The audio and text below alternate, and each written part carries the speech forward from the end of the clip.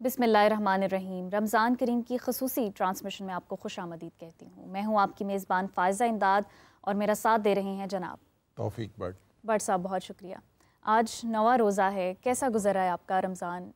अशरा रहमत जो है वो अपने अख्ताम को पहुँच रहा है। अल्हम्दुलिल्लाह जी, कल ये अशरा जो है वो अख्ताम पजीर हो जाएगा और ज़ाहिर है हमेशा ही हम ये कहते हैं कि ये अल्लाह जब हमारी ज़िंदगियों में एक और रमज़ान को दाखिल करता है तो ये बहुत बड़ी अल्लाह की एक रहमत और नेमत होती है। अब ये हम पे है कि हम इसको किस तरह से लेते हैं।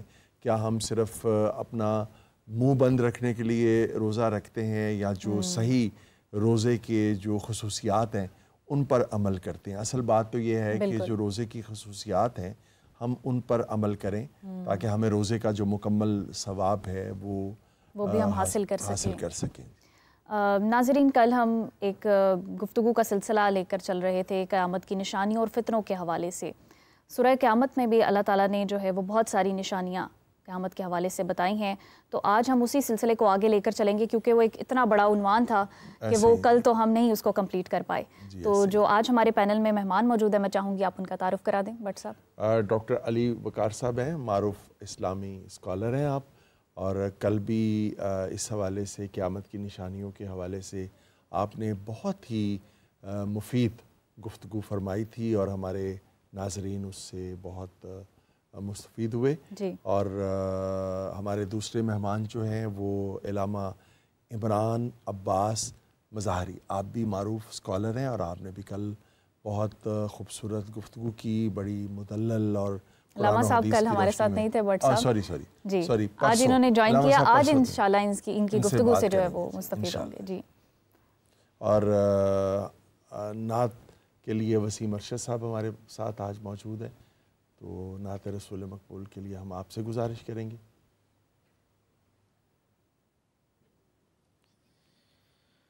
हश्र में खुद को जो देखूंगा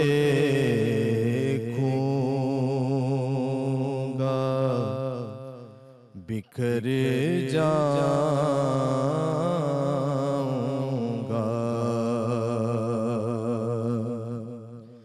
हश्र में खुद को जो देखूंगा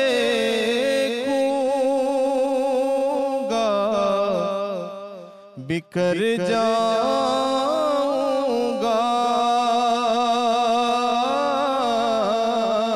हश्र में खुद को जो देखूंगा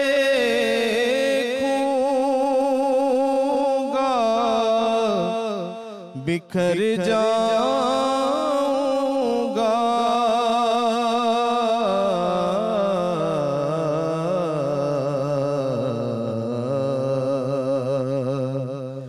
आपने गर ना संभाला तो किधर जाऊंगा।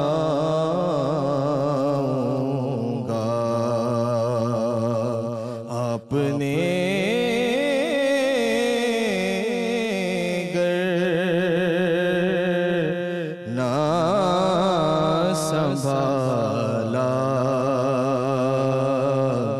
तो किधर जाऊंगा।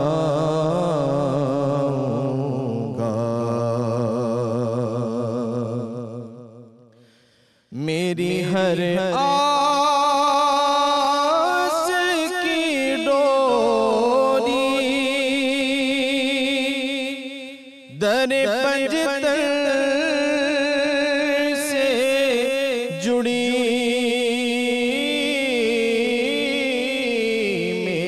हर आस की डोरी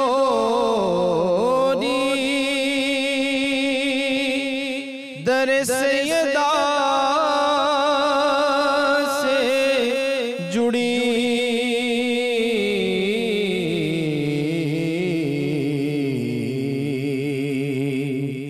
बेखतर हो के लहद में मैं उतर जाऊंगा।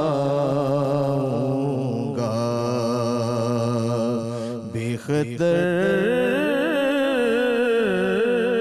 ہو کہ لحد میں اتر جاؤں گا، اتنا تڑپا ہوں مدینے کی حاضری کے لیے، اتنا تڑپا ہوں مدینے کی حاضری کے لیے،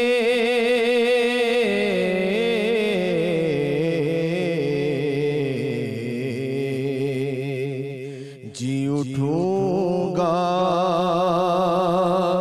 جو محمد کے شہر جاؤں گا، جی اٹھوں گا جو محمد کے شہر جاؤں گا، اور اس سے بڑھ کر نہیں اعزاز کوئی اور ضیاء،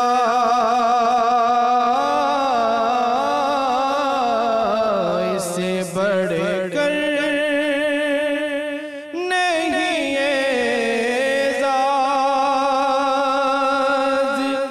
کوئی اور ضیاء،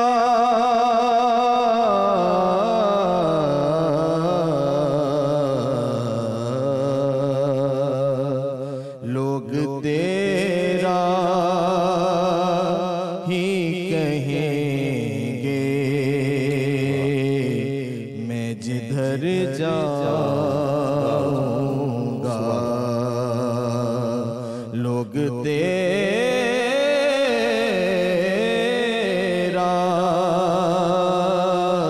ہی کہیں گے، میں جدھر جاؤں گا، آپ نے گر نہ سنبھالا تو کدھر جاؤں گا۔ سبحان اللہ، جزاک اللہ، ماشاء اللہ۔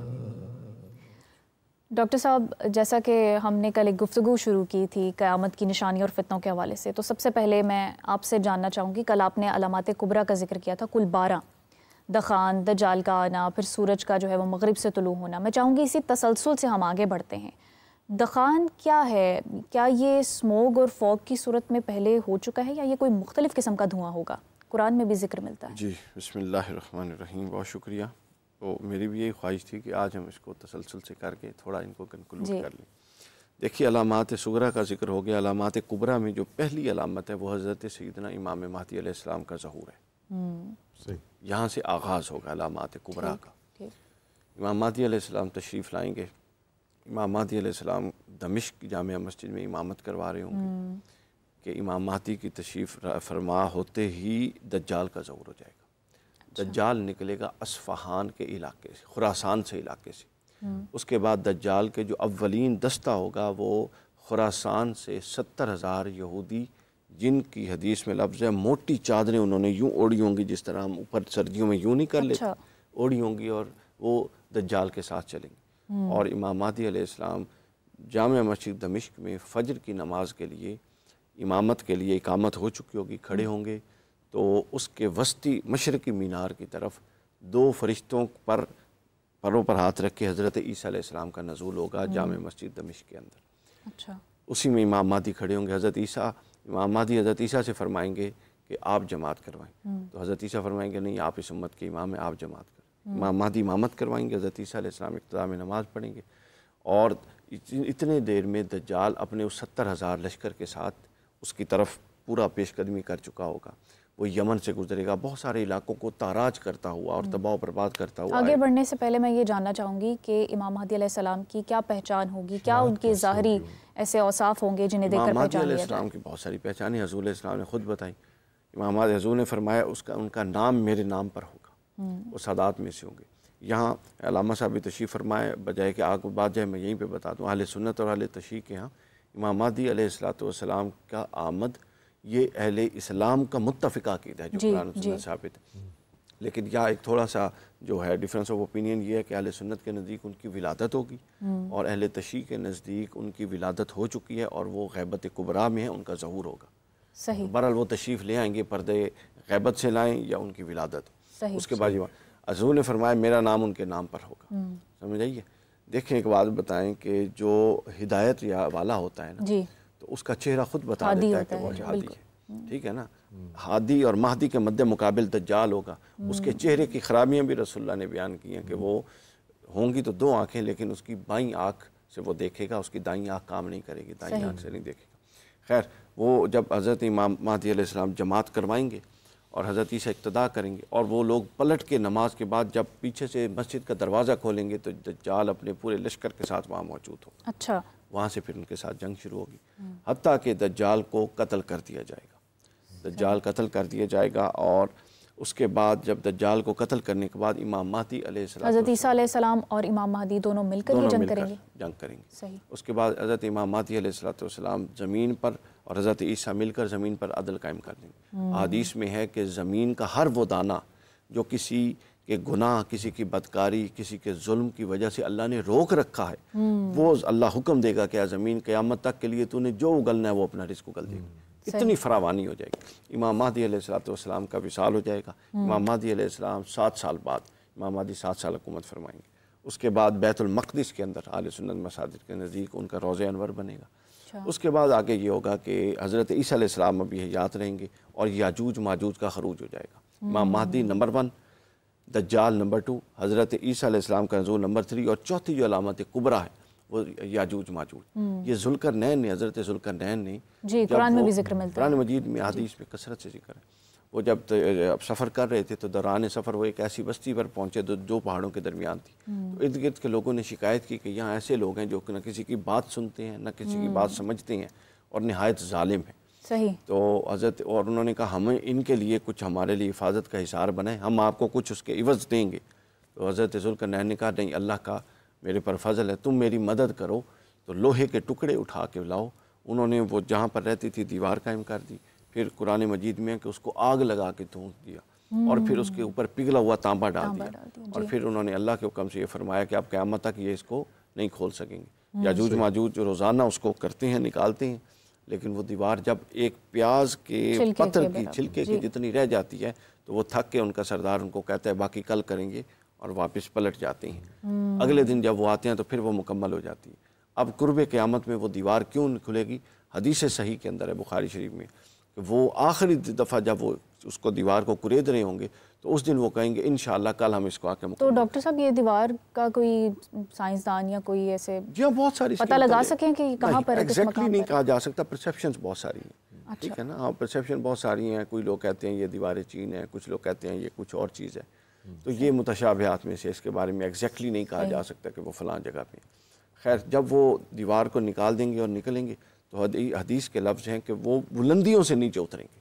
یہاں سے ہمیں یہ اشارہ ملتا ہے کہ وہ ان علاقوں، ان شہروں اور ان ملکوں میں ہے جو عام سطح زمین سے بلند زیادہ الٹیٹیوڈ پہ ہیں، ٹھیک ہو گیا، تو وہ وہاں سے بلندیوں سے نیچے نکلیں گے، حتیٰ کہ حدیث میں ہے کہ وہ سمندر سے گزریں گے، وہ اتنے ظالم، پیاسے اور خون خوار ہوں گے کہ سمندر کے پانی کو پی جائیں گے، اور پیچھے آنے والا لشکر سمجھے گا کہ یہاں تو کبھی سمندر رہا بھی نہیں۔ پھر اس کے بعد وہ لوگوں کو ماریں گے، کاٹیں گے، حتیٰ کہ حضرت عیسیٰ علیہ السلام مجبور ہو کہ اللہ کی بارگاہ میں دعا کریں گے کہ باری تعالیٰ ہمیں ان سے نجات دے. اللہ فرمائے گا تمام مومنوں کو لے کر کوہ طور پر آ جاؤ. صحیح. عیسیٰ علیہ السلام مومنوں پر لے کر کوہ طور پر آ جائیں گے.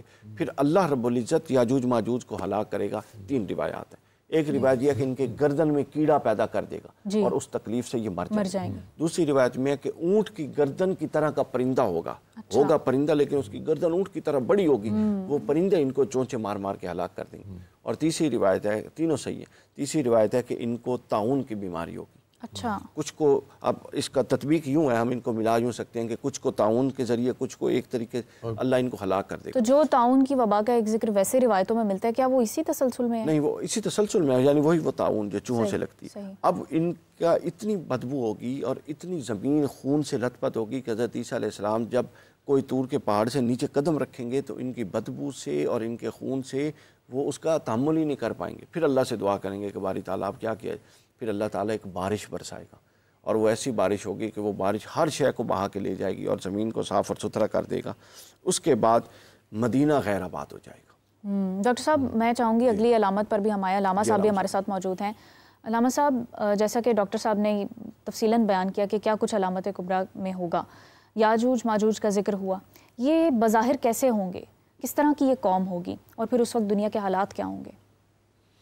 اعوذ باللہ من الشیطان الرجیم, بسم اللہ الرحمن الرحیم. سب سے پہلے تو میں یہ عرض کر دوں کہ قیامت کے بارے میں جو ہمارا تصور ہے اور جس طرح ہم بات کر رہے ہوتے ہیں کہ قیامت جو ہے وہ ایک ڈسٹرکشن کا نام ہے اور پوری دنیا جو ہے اسے تباہ ہونا ہے جی. تو ہم اس کی علامات پہ بات کر رہے ہیں کہ کس طرح پتہ چلے گا کہ وہ قیامت جو ہے وہ آ گئی ہے یا قیامت آنے والی ہے. تو اگر آپ اس کے لفظ پہ غور کریں, قیامت کا جو لفظ ہے اس پہ اگر آپ غور کریں تو یہ آپ کی اٹینشن ڈائیورٹ کرتا ہے کسی اور فلسفی کی طرف. ایک چیز کا قائم شدہ چیز کا گر جانا اور چیز ہے اور ایک چیز کا قائم ہو جانا وہ اور چیز ہے. قیامت جو ہے اس کا تعلق قیام سے ہے.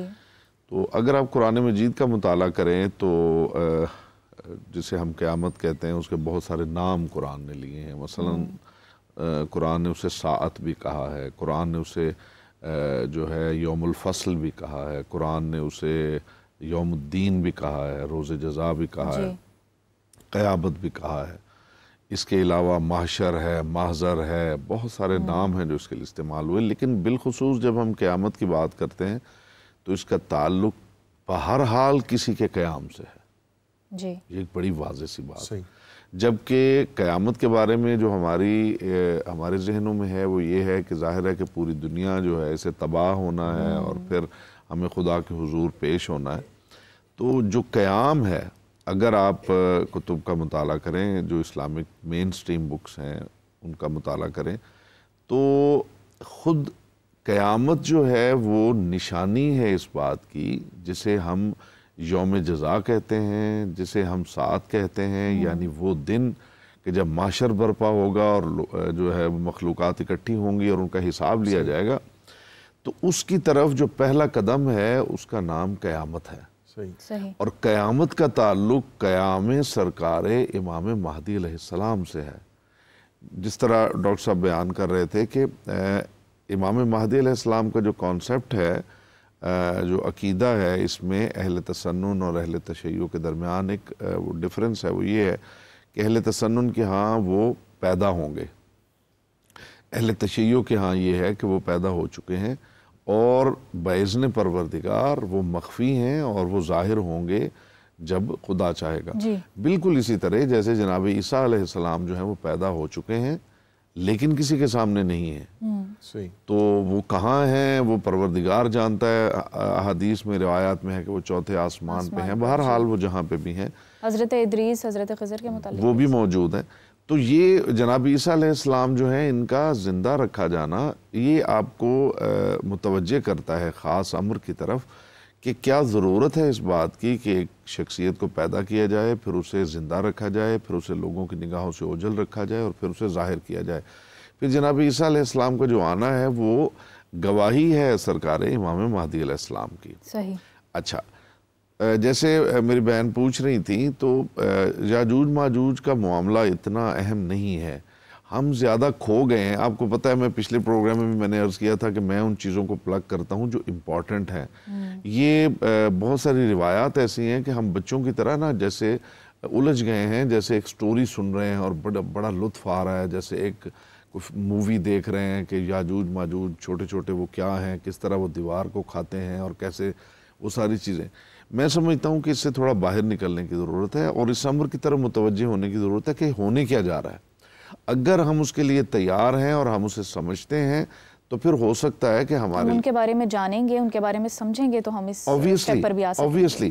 اور اگر آپ کہانیوں کی طرف موو کر جائیں گے جو کہ بہت ساری ہیں, سرکار امام مہدی علیہ السلام کا آنا یا قیامت کا آنا, ان سے پہلے بہت ساری علامات ہیں.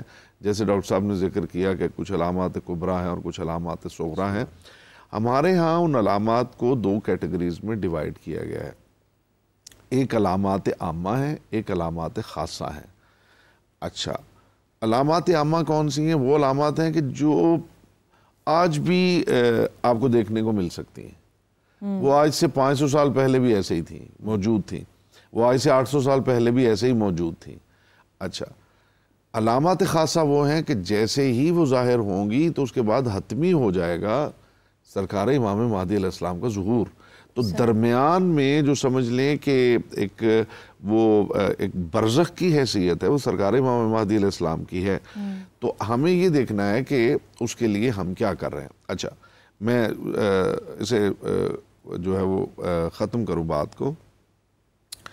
جو علامات عامہ ہیں, مثلا رسول اکرم صلی اللہ علیہ وآلہ وسلم نے فرمایا کہ جب قرب قیامت ہوگا تو مرد عورتوں والے لباس پہننے لگیں گے, عورتیں مردوں والے لباس پہننے لگیں گی, عورتیں اپنے بال ایسے بنا لیں گی جیسے اونٹ کی کوہان ہوتی ہے.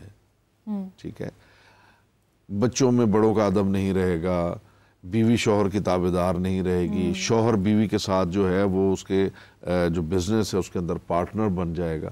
اور ان علامت میں ڈاکٹر صاحب ایک علامت میں نے بڑی عجیب پڑھی کہ چھوٹے قدوں والے اور چپٹی ناکوں والے تم سے بہت آگے نکل جائیں گے. یہ بڑی تو علامہ صاحب یہ جو یاجوج ماجوج کا ذکر ہو رہا ہے, کیا کچھ عالمی طاقتوں سے بھی ملتے جلتے مزاج نہیں ہیں؟ نہیں, میں عرض کرتا ہوں, دیکھیں یہ جو بات ہے نا, دوبارہ آپ نے یاجوج ماجوج کی بات کی. یاجوج ماجوج, آپ نے چپٹی ناک اور چھوٹے قد کا ذکر کیا نا. جی, وہ یاجوج ماجوج ہو یا یہ جس کا میں ذکر کر رہا ہوں علامات میں, تو یا دجال کی بات ہو, اس میں 2 طرح کے اسکول آف تھاٹس ہیں. جی, ایک یہ ہے کہ جیسے بیان کیا گیا ہے ایسے ہی دجال ایک شخص ہے اور اس کی یوں ایک آنکھ ہے یا وہ ایک آنکھ سے اندھا ہے اور یوں وہ چلتا ہے اور اس کے ساتھ لوگ ہیں, یہ ایک بالکل ایسے ہی ایک بندہ ہے. یاجوج ماجوج بھی ایک مخلوق ہے اور وہ جیسے سمجھ لیں کہ بہت سارے ہزاروں لاکھوں بندر جو ہیں وہ دوڑ رہے ہوں, تو اس طرح کی وہ مخلوق ہے جو دوڑتی چلی جا رہی اور جو راستے میں آ رہا ہے اسے تباہ کرتی چلی جا رہی. تو اس کی جو انٹرپریٹیشن ہے اس میں کچھ لوگ جو ہیں اس کے ظاہر کے قائل ہیں اور کچھ لوگ اس کے باطن کے قائل ہیں. اور جب وہ باطن کی طرف موو کرتے ہیں تو پھر وہ کہتے ہیں جی دجال جو ضروری نہیں ہے کہ ایک بندہ ہو. یہ وہ باتیں ہیں جو بڑی اہم ہیں. میں سمجھتا ہوں کہ ان کی طرف متوجہ ہونا ضروری ہے. کہ کچھ لوگوں کا خیال ہے کہ وہ جو دجال ہے وہ ایک بندہ ہے, اور کچھ لوگوں کا خیال یہ ہے ہمارے اسکالرز کا کہ وہ دجال جو ہے وہ بندہ نہیں ہے. ہو سکتا ہے کوئی ملک ہو سکتا ہے کوئی گروپ ہو جس نے اس وقت پوری دنیا کے اندر جو ہے وہ اپنے پنجے گاڑ لیے ہوئے ہیں, اور تب وہ لڑے گا اور وہ سامنے آئے گا تو اس کا مطلب یہ ہوگا کہ ان کا قبضہ ہو جائے گا اور کوئی ان کے سامنے بول نہیں پائے گا, کوئی ان سے لڑ نہیں پائے گا. اسی طرح یاجوج ماجوج ہے. کوئی اس کو انٹرپریٹ کرتے ہیں کہ جی یہ چائنا کے لوگ ہیں کیونکہ وہ چھوٹے قدوں کے اور اس طرح ہیں تو وہ لوگ ہیں. کچھ لوگوں کا خیال ہے کہ نہیں یہ یاجوج, اب یہ بھی ایک کانسیپٹ آیا کہ یہ بگز ہیں, اس لیے کہ جو آپ کی اس وقت لیٹسٹ جو وار چل رہی ہے وہ آپ کی سائبر وار ہے. اچھا, سائبر وار کے اندر جو ہے وہ بگز کے تھرو وار ہو رہی ہے پوری دنیا کے اندر, تو یہ بھی ایک کانسیپٹ ہے. تو میں یہ سمجھتا ہوں اس کے لیے ایک الگ پروگرام کی ضرورت ہے کہ کیسے ڈیفرینشیٹ کیا جائے ان 2 اسکول آف تھاٹس کو. جو بات میں کرنا چاہتا تھا میں اس کو ختم کروں کہ سرکار امام مہدی علیہ السلام کا ظہور جو ہے وہ قیامت کے لیے علامت نہیں ہے, بلکہ وہ ظہور جو ہے وہ خود دلیل قیامت ہے. क़याम सरकार इमाम महदी अलैहिस्सलाम, किसके अगेंस्ट? दज्जाल के अगेंस्ट, या हर वो कुव्वत जो उस वक्त जुल्म कर रही है। इसलिए कि हदीस में ये है कि जब वो आएंगे तो जैसे दुनिया जुल्म से भरी हुई होगी वो उसे अदल से भर देंगे। तो ये इसको मद्देनज़र रखते हुए हम अगली गुफ्तगू, जैसे भी आप सवाल करते हैं, मैं उसके हवाले से जो है गुफ्तगू। अच्छा डॉक्टर साहब, ये याजूज माजूज जो हैं, इनका ज़िक्र क़यामत के हवाले से या क़यामत के मौके पे आया है, तो क्या आप समझते हैं कि दुनिया से पहले भी इनका कोई वजूद किसी शक्ल में था, मौजूद? जी बिल्कुल। देखिए डॉक्टर साहब, मैं चाहूँगी कि जिस तरह अलामा साहब ने कहा कि ये एक पर्सपेक्टिव जो है वो टेक्नोलॉजिकल केओस का भी है, तो इसको ज़रा रिलेट करके बताएं, आप क्या समझते हैं? देखिए, इंटरप्रिटेशन तो कोई भी हो सकती है जी, लेकिन फैक्ट चूँकि नस्स कुरानी के अंदर मौजूद है और कुरान मजीद के अंदर इनका तज़किरा मौजूद है जी। और जिस तरह अभी मैं दोनों सवालों को रिलेट कर दूं, जिस तरह अभी डॉक्टर साहब फरमा रहे हैं कि ज़ुल्करनैन के हवाले से मौजूद है और ज़ाहिर है वो माँ कबल मसीह में वो गुजरे हैं जी। और एक बादशाह गुजरे हैं और जिन्होंने ये दीवार कायम की जिसका पूरा पस मंज़र कुरान ने दिया। तो लिहाजा अब हो सकता है कि इसकी जो मॉडर्न इंटरप्रिटेशन है वो कोई और सूरत अख्तियार कर सकती है, लेकिन ये एक हकीकत है, ये एक मखलूक थी, ये मौजूद थी।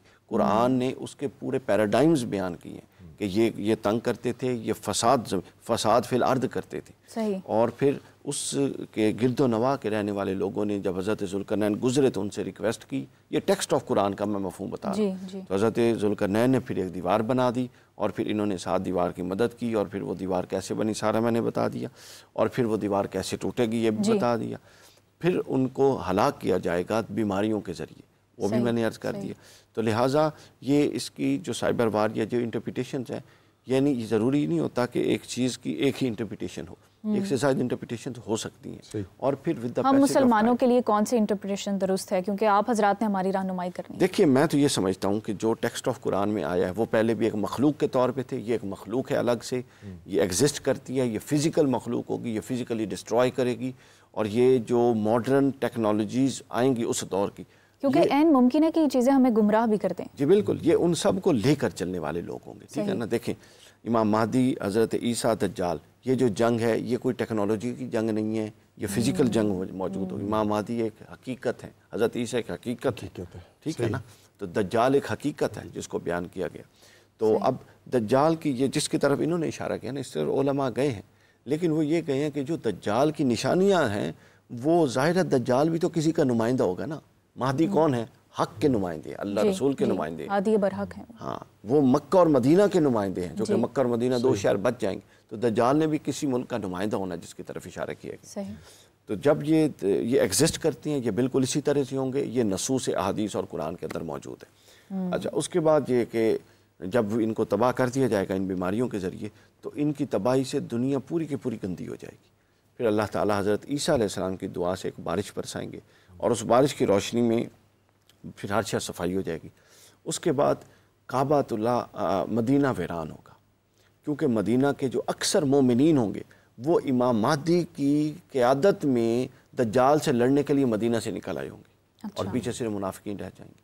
तो अल्लाह ताला फिर गुंबद खजरा, चूँकि हज़ूर ने फरमाया, हदीस है कि मेरा मिंबर और रोज़ा मिन रोज़तुम मिन रियाज़ुल जन्ना, ये जन्नत का टुकड़ा है, तो इसको उठा लिया जाएगा वापस जन्नत में। सही। यानी जब ज़मीन पर क़यामत वाक़े होगी तो ये जो रोज़े रसूल और गुंबद खजरा है ये उस वक्त ज़मीन पर मौजूद नहीं होगा, ये जन्नत में मुंतकिल हो चुका होगा। अच्छा। उसके बाद काबा वीरान होगा। हदीस है सही बुखारी और मुस्लिम में कि एक पतली पिंडलियों वाला शख्स काबे को जला देगा। एक इससे पहले भी काबा जलाया गया, वाक़े हर्रा में करबला के बाद जब इमाम हुसैन की शहादत हुई और मक्का और मदीना की तरफ से बगावत उठी, तो मुस्लिम बिन उक़बा की क़यादत में जो यजीद ने लश्कर भेजा उसने भी जलाया था। ये उसके अलावा एक सानी वाक़या होगा, दूसरी दफ़ा जलाया जाएगा काबा और उसकी तौहीन की जाएगी, तो काबतुल्लाह जला दिया जाएगा। उसके बाद सूरज मग़रिब से तलू होगा। इनके यहाँ तरतीब भी यही होगी। अच्छा। सूरज मशरिक़ या मग़रिब से तलू होगा और ये वो वाक़या होगा सूरज का मग़रिब से तलू होना कि इसके बाद हदीस पाक में ऐसे। लेकिन डॉक्टर साहब, चूँकि अर्थ जो है वो सूरज के गिर्द रिवॉल्व करती है और ये मशरिक़ से तुलू होना तो मतलब एक पूरा एक निज़ाम है, अगर मग़रिब से तुलू होगा तो ये निज़ाम कैसा होगा, कैसे रिवर्स हो जाएगा? मशरिक़ से तलू करके नज़म दिया है जो वो मग़रिब से तलू, चूँकि अब मग़रिब से तलू करने के बाद ये हदीस में है कि 6 से 7 माह के अंदर सब कुछ क्लोज़ हो जाना है। तो ये उस ख़राबी और उस तबाही की तरफ ही तो सारा का सारा इशारा होगा, ٹھیک ہے نا. وہ تباہی کس طرح کی ہوگی؟ اب وہ بتانے لگا میں بتانے لگا. سورج جب اس کی طرف سے طلوع ہوگا، اس کے بعد مغرب سے طلوع ہوگا، اس کے بعد ایک مخلوق نکلے گی جس کو دابت الارض کہیں. جی جی، یہ قرآن مجید کے اندر اس کا ذکر ہے. ٹھیک ہے، اب اس کی بھی اسی طرح انٹرپریٹیشن ہے جس طرح مظاہری صاحب پہلے فرما رہے. تو یہ ایک مخلوق ہوگی، اس کے دائیں ہاتھ میں، صحیح بخاری میں اس کے دائیں کتاب الفتن میں دائیں ہاتھ میں حضرت موسیٰ کا عصا ہوگا اور بائیں ہاتھ میں حضرت سلیمان کی خاتم انگوٹھی ہوگی. اچھا. تو جو اس وقت تک مومن زندہ ہوگا یہ اس کو عصا ماریں گے، اس کا چہرہ روشن ہو جائے گا، اور جس کے ماتھے اور ناک کے درمیان یہ انگوٹھی کی اسٹیمپ کریں گے وہ کافر ہوگا. ٹھیک ہے، یہ دعوت یہ نقصان بھی پہنچائیں گے؟ نہیں، یہ نقصان نہیں پہنچائیں گے، یہ صرف نومینیشن کریں گے مومن اور کافر کے اندر. اچھا. اور گھومیں گے پوری دنیا میں گھومیں گے. تو اس نومینیشن کا کیا مقصد کیا ہے؟ نومینیشن کا مطلب آگے پتہ لگ رہا ہے جی. یہ جب نومینیشن کر دیں گے تو الدخان، سورہ دخان کے اندر اس کا ذکر ہے. یہ سب ٹیکسٹ آف قرآن ہے، اس کی انٹرپریٹیشن میں آپ ویری کر سکتے ہیں، اس کی ترتیب تقدم و تاخر میں آگے پیچھے کر سکتے ہیں، لیکن اس کا مطلق انکار نہیں ہو سکتا. صحیح. الدخان، تو جس کو وہ روشن کر کے گئے ہوں گے وہ دھواں نکلے گا، اتنی ٹھنڈی ہوا ہوگی وہ دھوئیں کی، وہ دھواں ہوگا کہ جو اس کی لپیٹ میں آئے گا منافق یا کافر مرتا جائے گا، اور اہل ایمان کو صرف نزلہ ہوگا اس دھوئیں سے. اچھا. ٹھیک ہے، اس سے نزلہ ہوگا ان کو، تھوڑا سا فلو ہوتا ہے جس طرح. اس کے بعد کیا ہوگا جی؟ اس کے بعد یہ دخان وہی پہاڑ جو ہے وہ روئی کے گالوں کی مانند ہو جائیں گے؟ جی ہاں بالکل، اسی کے اندر یہ تسلسل ہے بعد میں کہ جب وہ یہ اس کے بعد ایگزسٹ ہو جائے گی، واقعہ ہو جائے گا، وہ ایک چیخ آئے گی اور اس کے بعد پوری کائنات. یہ بھی کہا جاتا ہے کہ سورج جو ہے وہ اپنی آدھی عمر گزار چکا ہے، اس وقت کیا سورج بھی ٹھنڈا پڑ جائے گا؟ سورج تو ٹھنڈا نہیں پڑ رہا ہے. اب واللہ عالم اللہ تعالیٰ اس کو سورج کو کیسے مینج کرتا ہے. سورج نے تو قیامت کے دن بھی سوا نیزے پہ ہونا ہے، جہاں تک ہمیں حدیث کا پتہ چلتا ہے. سورج نے تو سوا نیزے پہ ہونا. اچھا، تو اس کے بعد دابت الارض اور دخان کے بعد ایک ٹھنڈی ہوا چلے گی. دخان مومنین کو ختم کر دے گی، اور ٹھنڈی ہوا جو ہے وہ مومن جو بھی اس کو، اب مومنین کو نہیں، منافقین اور کافرین کو. جی جی. اس کے بعد ایک ٹھنڈی ہوا چلے گی کہ ایک مومن جب اسے سونگے گا، اور بے شک وہ غار میں بھی ہو تو وہ مومن اس کو سونگ کے اس کی روح قبض ہو جائے گی. اس کے بعد زمین پر صرف منافقین اور کافرین رہ جائیں گے. لیکن پہلے تو منافقین بھی ختم ہو گئے. منافقین کو سٹیمپ کر دی نا، اور منافقین کو سٹیمپ کر دی، اور الدخان نے ان منافقین کو مار دیا سارے کے ساروں کو. اچھا سمجھ جی. اس کے بعد مومنی. اس کے بعد پھر کیا ہوگا؟ اللہ تعالیٰ قرآن مجید، یعنی اب مومن چلے گئے، کافر بھی چلے، اب اس کے بعد کیا ہوگا؟ قرآن مجید کو اٹھا لیا جائے گا. ٹھیک ہے، آخری قرآن مجید کو اٹھا لیا جائے گا. اور قرآن مجید کو جب اٹھا لیا جائے گا تو صبح جب ہم اٹھیں گے تو قرآن مجید کے حروف موجود نہیں ہوں گے.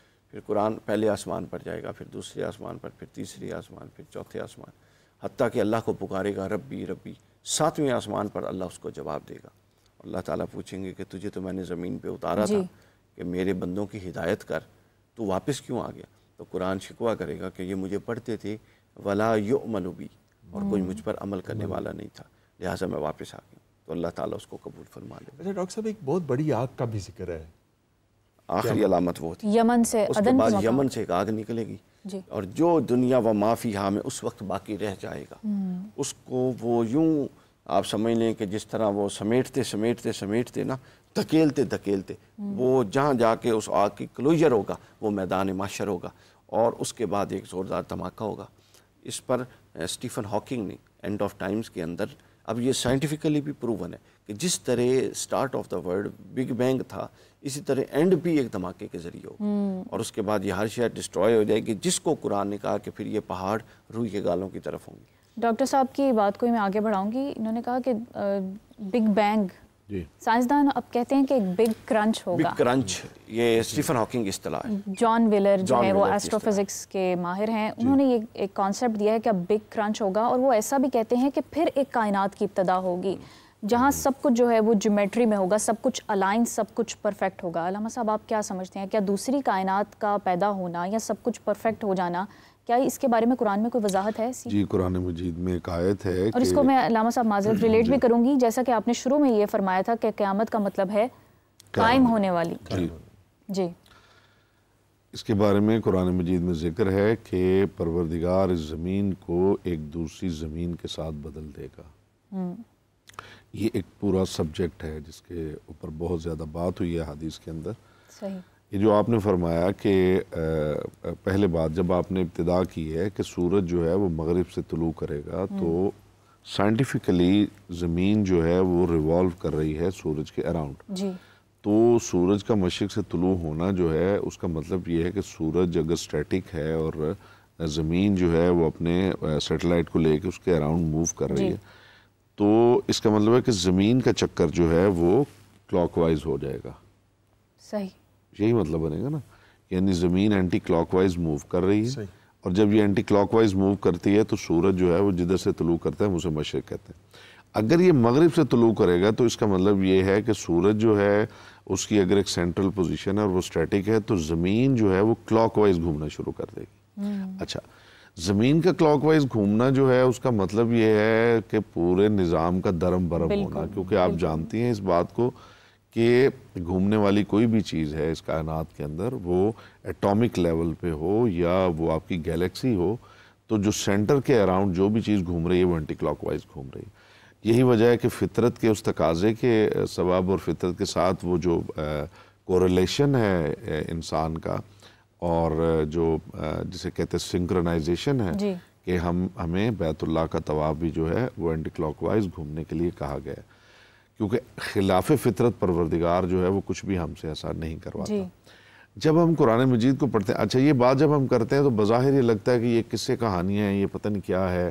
آج کل کے جو اسٹوڈنٹس ہیں دیکھیے یہی چیزیں ہیں جن کو میں چاہتا ہوں انہیں ایڈریس کرنے کی ضرورت ہے, بجائے اس کے کہ آپ ان چیزوں کی طرف جو ہے وہ چلے جائیں کہ وہ ایک فکشن بنا کے ہم پیش کرتے رہیں قیامت کی, کہ دجال کی سٹوریز اور اس کی یاجوج ماجوج کی سٹوریز اور بچے اس میں کھوئے, لوگ انتظار ہی کرنے بیٹھ جائیں کہ ہم بھی دیکھیں گے. ٹھیک ہے نا جی. تو جو اب بھی اسٹوڈنٹ ہیں, جو کالج یونیورسٹی کا اسٹوڈنٹ ہے, اس کے جدید جو سوالات ہیں ان کو ایڈریس کرنے کی ضرورت ہے, ان کو سمجھنے کی ضرورت ہے. ایک بچہ جب آپ یہ بات کرتے ہیں تو ایک بچہ سوچتا ہے کہ ضرور یہ بالکل وہ بائبل کی طرح کی سٹوریز ہیں اور ہمیں بیوقوف بنایا گیا ہے اور یہ کوئی لاجک ان کے اندر نہیں ہے, کوئی سائنٹیفک پروف نہیں ہے, کوئی جسٹیفیکیشن نہیں ہے. تو بچے جو ہیں وہ ڈسٹربڈ ہیں اندر سے. یہ میرا اپنا بھی درد دل ہے, میں بہت سارے پلیٹ فارمز پہ یہ بیان کر چکا ہوں کہ مسلم فیملیز, مومن فیملیز, ان کے بچے یونیورسٹیز میں جا کے ایتھیسٹ ہو چکے ہیں, پیرنٹس کو بیچاروں کو نہیں پتہ, اور وہ بچے جو ہیں وہ ڈرتے ہوئے پیرنٹ سے کہ کہیں بے عزتی نہ ہو جائے تو وہ نمازیں بھی پڑھے جا رہے ہیں, مسجدوں میں بھی جا رہے ہیں, لیکن اندر سے وہ ختم ہو چکے ہیں. صحیح. اس کی کیا وجہ ہے؟ اس کی وجہ ہے یہی جدید سوال. جب آپ یہ دیکھیے جو کرسچینٹی ہے اس کے ساتھ کیا ہوا ہے, یہ بھی اپنے طور کا ایک فتنہ ہے علامہ. جی بھی فتنہ ہے. کرسچینٹی کے ساتھ کیا ہوا ہے کہ بائبل کی وہ تمام سٹوریز, ان کے اسٹوڈنٹس جو ہیں انہوں نے کہا کہ ہمیں یہ سٹوریز آپ مت سنائیں, ہمارے ساتھ لاجیکل بات کریں, سائنٹیفک بات کریں. جب بائبل سائنٹیفک بات نہیں کرے گی تو رزلٹ یہ ہوا کہ چرچ خالی ہو گئے اور وہ بچے جو ہیں وہ انہوں نے کرسچینٹی چھوڑ دی. پہلے یہ تھا کہ سنڈے کو کوئی چلا جاتا تھا, اب سنڈے کو بھی نہیں کوئی جاتا. ہم جاتے ہیں وہاں پہ, ہم دیکھتے ہیں. پہلے یہاں تک تھا کہ ایبلیوشن کے لیے جگہ بنی ہوئی تھی, وضو کرتے تھے کرسچنز اور پھر چرچ میں آتے تھے. ٹھیک ہے, خواتین جو ہیں وہ مدر میری کی طرح انہوں نے چادریں لی ہوئی ہوتی تھی اور اس طرح چرچ میں آتی تھی. اب وہ بالکل سب ختم ہو گیا. وہی چیز اسلام کے ساتھ ہو رہی ہے مسلسل, جس کی طرف ہم متوجہ نہیں ہیں. میں یہاں صرف اس کی ایک ٹپ دے کے, تو پھر اگر آپ کوشچن کریں گے تو میں اس کو آگے بڑھاؤں گا بات کو, کہ کیا یہ سورج کا مغرب سے طلوع ہونا, کیا بینگ اے مسلم ہم اسے کیسے ابزارو کریں؟ ایک سائنٹیفک مائنڈ کا بندہ اسے کیسے ابزارو کرے کہ سورج مغرب سے طلوع ہو جائے گا؟ اگر آپ قرآن مجید کو پڑھتے ہیں تو قرآن مجید جو جس طرح کا ڈیکرم بیان کر رہا ہے قیامت کا یا امام مہدی علیہ السلام کے آنے کا جو ماحول بیان کیا جا رہا ہے, وہ ماحول یہ بتا رہا ہے کہ یہاں فزکس کے اور کیمسٹری کے سارے لاز بدلنے جا رہے ہیں. آپ نے جیسے ابھی فرمایا کہ سورج کے حوالے سے قرآن یہ کہتا ہے وَإِذَا الشَّمْسُ كُوِّرَتْ, سورج لپیٹ دیا جائے گا. وَإِذَا النُّجُومُ انْكَدَرَتْ, اور ستارے جو ہیں وہ آسمان سے ان کی بارش ہونے لگ جائے گی. یہ سورہ قیامت میں ہی اس کا ذکر ہے کہ چاند اور سورج بھی ملا دیے جائیں گے. جمع الشمس والقمر, وہ ہے کہ ایان یوم القیامہ, یہ آپ سے پوچھتے ہیں قیامت کب آئے گی. ٹھیک ہے, تو انہیں بتا دیجئے کہ اذا الشمس کورت واذا النجوم انقدرت واذا الجبال سیرت, جب پہاڑ جو ہیں وہ سیر پہ نکلیں گے. اذا الجبال سیرت, यानी पहाड़ फट नहीं जाएंगे। तो अलामा साहब हम देखते हैं कि आज जितनी साइंसी तरक्की हो रही है वो कुरान की एक एक बात को सच करती चली जा रही है, तो क्या वो इस मरहले में भी दाखिल हुए हैं कि इन बातों के मुतालिक भी जान सके? क्योंकि यहाँ तो मुझे लगता है कि साइंस फेल हो जाएगी, जो अभी तक जितने भी उसूल बन चुके हैं। हमारे साइंसदान जो हैं वो इन चीज़ों पे तहकीकात कर रहे हैं, कोई तहकीक हो रही है इस पे, रिसर्च हो रही? अब पहले तो ये है कि मुझे ये नहीं पता हमारे साइंसदान कौन से हैं। सही। तो अगर आपके पास कोई लिस्ट हो तो ज़रूर मुझे बताइए, मैं उनसे मिलूँ। अच्छा, साइंसदानों का मसला हमारे यहाँ पे क्या चल रहा है, हम यहाँ मुंतज़िर रहते हैं कि एक कोई इन्वेंशन हो, कोई बड़ी डिस्कवरी हो, और जैसे ही वो डिस्कवरी हो तो फिर हम उठ खड़े होते हैं। हमसे मुराद मैं खुद हूँ, तो या हमारे दूसरे इस तरह के जो भाई हैं, तो वो उन्हें आयत याद आ जाती है और उन्हें हदीस भी याद आ जाती है कि जनाब ये फ़लाँ आयत में लिखा हुआ था और ये फ़लाँ हदीस मुबारका में लिखा हुआ है, और वो ये कहते हैं कि ये अब आपको समझ में आया कि ये आयत में लिखा हुआ था, तो पहले अगर आप इतने दाना थे तो पहले आयत क्यों बयान नहीं की आपने? पहले हदीस क्यों बाहर नहीं लेके आया आप? जी। अब जब हमने एक चीज़ इन्वेंट कर ली है, जब हमने एक चीज़ डिस्कवर कर ली है, कितनी बड़ी चीज़ दुनिया के सामने ले आए हैं, अब आप कहते हैं जी एलईडी के बारे में ये हदीस है, अब आप कहते हैं जी जो मार्स पे आप जा रहे हैं उसके बारे में ये आयत है, अब आप कह रहे हैं जी बिग बैंग के बारे में, तो जब बिग बैंग की थ्योरी आप तक नहीं पहुंची थी तब आपने कब आयत से इस्तेदलाल किया था? तो हम रिलेट करके क्या गलत कर रहे हैं या हमें मतलब खुद से ये कुछ करना चाहिए? मैं ये समझता हूँ कि कुछ चीज़ें हैं साइंस में, थ्योरीज आप समझते इस बात को, और कुछ चीज़ें हैं जो इस्टेब्लिश्ड फैक्ट्स हैं, ठीक है ना।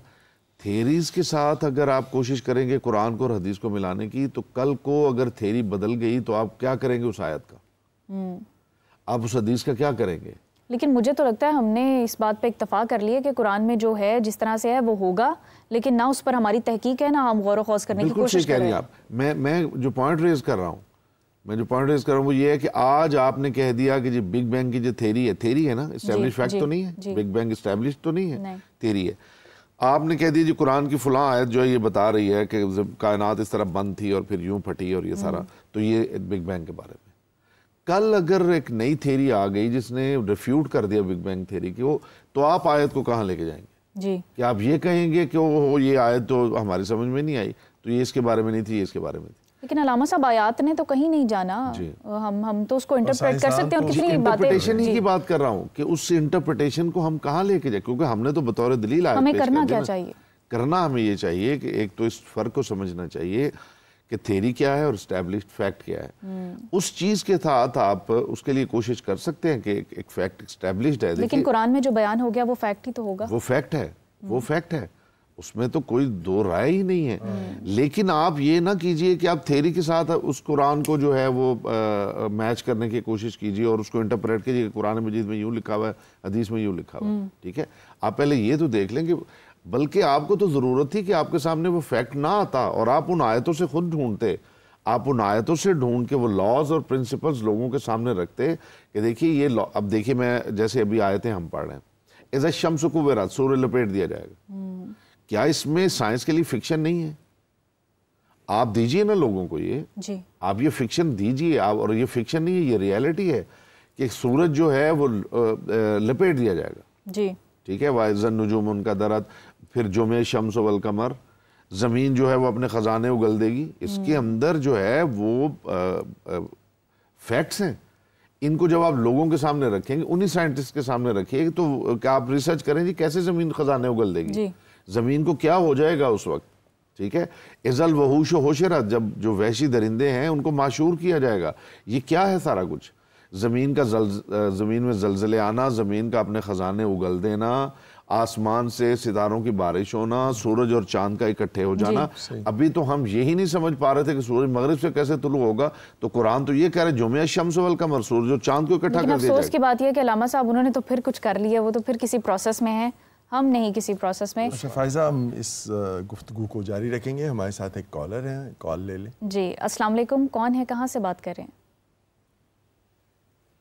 मुल्तान से, और मेरा सवाल ये है कि मैं भी अलामा साहब की गुफ्तगू सुन रही थी, उन्होंने कहा कि ज़मीन से ख़जाने उगल दिए जाएंगे, تو ابھی پچھلے دنوں سوشل میڈیا پہ ایک بہت زیادہ خبر وائرل تھی، اس میں تھا کہ اینگلر فش اور فش جس کو ڈومسڈے فش بھی کہا جاتا ہے، جو ڈیڈ سی میں پائی جاتی ہے، وہ اچانک سے اوپر آئی ہے، سمندر کے کنارے آئی ہے.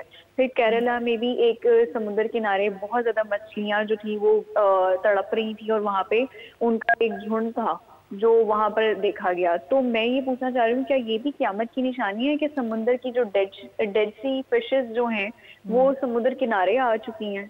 صحیح، تھینک یو صبا. ڈاکٹر صاحب آپ کیا سمجھتے ہیں؟ انہوں نے ریلیٹ کیا ہے کہ زمین خزانے اگل دے گی. اب یہ جو تہہ سمندر سے مخلوقات اور مچھلیاں آ رہی ہیں اوپر، کہ جو کہ اتنی گہرائی میں موجود ہے کہ امکان ہی نہیں ہوتا کہ وہ اوپر آ سکے. دیکھ لیں، آپ نے ریلیٹ کرنا ہے تو اس بیس پہ کر لیں، نہیں تو اس کی کوئی ایسا تعلق اس کے ساتھ بنتا نہیں ہے زیادہ. اچھا، میں اس کی 2-3 چیزیں بیان کرنا چاہ رہا ہوں. ایک تو میں پہلی اپنی گفتگو میں ایک اصلاح کا پوائنٹ ہے، جہاں میں نے الدخان کا ذکر کیا تھا، وہاں پر میں نے کہا تھا کہ کفار اور جو منافقین ہیں وہ مر جائیں گے، وہ مریں گے نہیں، وہ بے ہوش ہو جائیں گے. یہ اصلاح اس میں کر لیجیے، چونکہ آن ایئر چلا گیا. اور مومنین جو ہے ان کو نزل ہوگا، اور کفار و منافقین کی پہچان ہو جائے گی بے ہوشی سے. پھر جب وہ ہوش میں آئیں گے پھر ان کو وہ سٹیمپ کر کے، تشویش کا پہلو مجھے بھی رہ گیا تھا کہ پھر آگے دنیا کیسے چلے گی. ہاں، تو وہ ان پر پھر قیامت آئے گی، مومنین پر نہیں. پہلی بات. دوسری بات جو پروسیس علامہ صاحب نے بتایا، یہ ایک نقد کا نقطۂ نظر ہے. نقد کے حوالے سے دیکھیے، علم کی دنیا میں ترقی اور ترویج ہمیشہ تھیوریز کے ذریعے ہوتی ہے، ہمیشہ گریجول ہوتی ہے. ایسا نہیں ہوتا. اب قرآن الٹیمیٹ فیکٹ ہے، جو الٹیمیٹلی ہونا ہے وہ اللہ نے بتا دیا. لیکن سائنس کا ترقی کا ایک اپنا پروسیجر ہے. وہ اسی طرح چیزیں رد اور قبول کے پروسیس سے گزر کے ہی الٹیمیٹلی آتی ہیں. ایک رویہ قابل اصلاح ہے کہ جب کوئی چیز ثابت ہو جائے تو ہم بھاگ پڑتے ہیں آیات اور احادیث نکال کے اس کو کرنے میں، جبکہ ہم یہ جانتے اور مانتے ہیں کہ کوئی سائنسی فیکٹ کا قرآن تائید کرے یا نہ کرے، قرآن اپنی حقانیت کے لیے اس تائید کا محتاج نہیں ہے. صحیح ہے. لیکن یہ رویہ اس کے باوجود بہت زیادہ ہمارے ہاں آ گیا، جو کہ نہیں ہونا چاہیے. لیکن علم کی جو پروگریس ہے وہ کیسی ہوتی ہے؟ ایسے ہی ہوگی. آپ چیزوں کو ریلیٹ کرتے جائیں گے، الٹیمیٹلی میجورٹی کی طرح موو کریں گے. دیکھیں، آج سے آپ 50 سال، آپ 500 سال پہلے چلے جائیں، ہمارے جو اکابرین تھے، مطلب ابن سینا نے القانون کے نام سے کتاب لکھی، جو الخوارزمی نے کتاب لکھی، کیا ان میں ڈیولپمنٹ نہیں ہوئی؟ اس بنیاد پہ ہم ان کی تحقیقات کا تو رد نہیں کر سکتے. علم کا ایک مزاج ہے کہ علم میں گریجول ڈیولپمنٹ آنی ہوتی ہے. اب قرآن الٹیمیٹ ہے، ایسا نہیں ہے کہ کوئی ایک ڈیولپمنٹ کرے گا اور وہ اگر قرآن کے مطابقت میں نہیں ہے تو ہم اس کا رد کریں گے. انسانی علم کے اندر جو ارتقاء کا پہلو ہے وہ ہمیشہ روح عمل رہتا ہے. لیکن ڈاکٹر صاحب، علامہ صاحب نے جو ایک نقطہ بیان کیا تھا وہ بڑا ضروری تھا کہ ہمارے جو آج کل کے نوجوان ہیں وہ اسلام سے باہر ہوتے جا رہے ہیں، وہ دین سے دور ہوتے جا رہے ہیں. تو یہ جو ایک وہ سائنسی علوم ہے یہ ان کو بہت زیادہ افیکٹ کر رہے ہیں. ایسے میں وہ ٹیکنالوجیکل ایڈوانسمنٹ کو پرائیورٹی دے رہے ہیں، تو وہ دین سے پھر کس طرح ریلیٹ کریں اس چیز کو؟ دیکھیں، یہ اس لیے ہے کہ ہم نے، اچھا، اس میں میں بھی ایک سوال فائزہ میں، کہ یہ جو سائنس کی اور ٹیکنالوجی کی اتنی زیادہ ترقی ہے، کیا یہ بھی فتنے کی ایک شکل ہے؟ سر دیکھیں، میں نہیں سمجھتا کہ یہ کوئی فتنے کی شکل ہے. ٹھیک ہے نا. اچھا، جو آپ کا سوال ہے کہ جو اپنا علامہ صاحب نے، یہ بات بالکل درست ہے کہ ہر دور میں علم کی ایک اپروچ ہوتی ہے، لیڈنگ اپروچ ہوتی ہے. ٹھیک ہے نا. یہ سائیکولوجسٹ بھی اس کے قائل ہیں، اور جو یعنی علم جو فلاسفر ہیں اور کانٹ اور یہ لوگ، یہ بھی اس بات کے قائل ہیں کہ ہر دور کی ایک اپروچ ہوتی ہے اور کچھ سالوں بعد وہ اپروچ بدل جاتی ہے. اس وقت جو لیڈنگ اپروچ ہے علم کی وہ ریشنل اپروچ ہے، لاجیکل اپروچ ہے. آپ جب تک ریشنل اور لاجیکل وے میں قرآن کے بیسز کو کھڑا کرنے کی کوشش نہیں کریں گے، یہ تشکیک بڑھتی جائے گی. اچھا، اب 2 چیزیں پیرالل ہو رہی ہیں. ایک تو یہ ہو رہا ہے کہ آپ کی اپنی چیزوں کو ثابت کرنے کے لیے آپ کی اپنی کیا تحقیق ہے، اپنی تو کک بھی نہیں ہے، جو بھی ہے وہ بھی مستعار لی گئی ہے مغرب سے. ٹھیک ہے، جس کی بنیاد پہ ہم کہتے ہیں جی دیکھو جی انہوں نے آج دریافت کیا، ہمارے قرآن نے تو 1400 سال پہلے کہا ہے.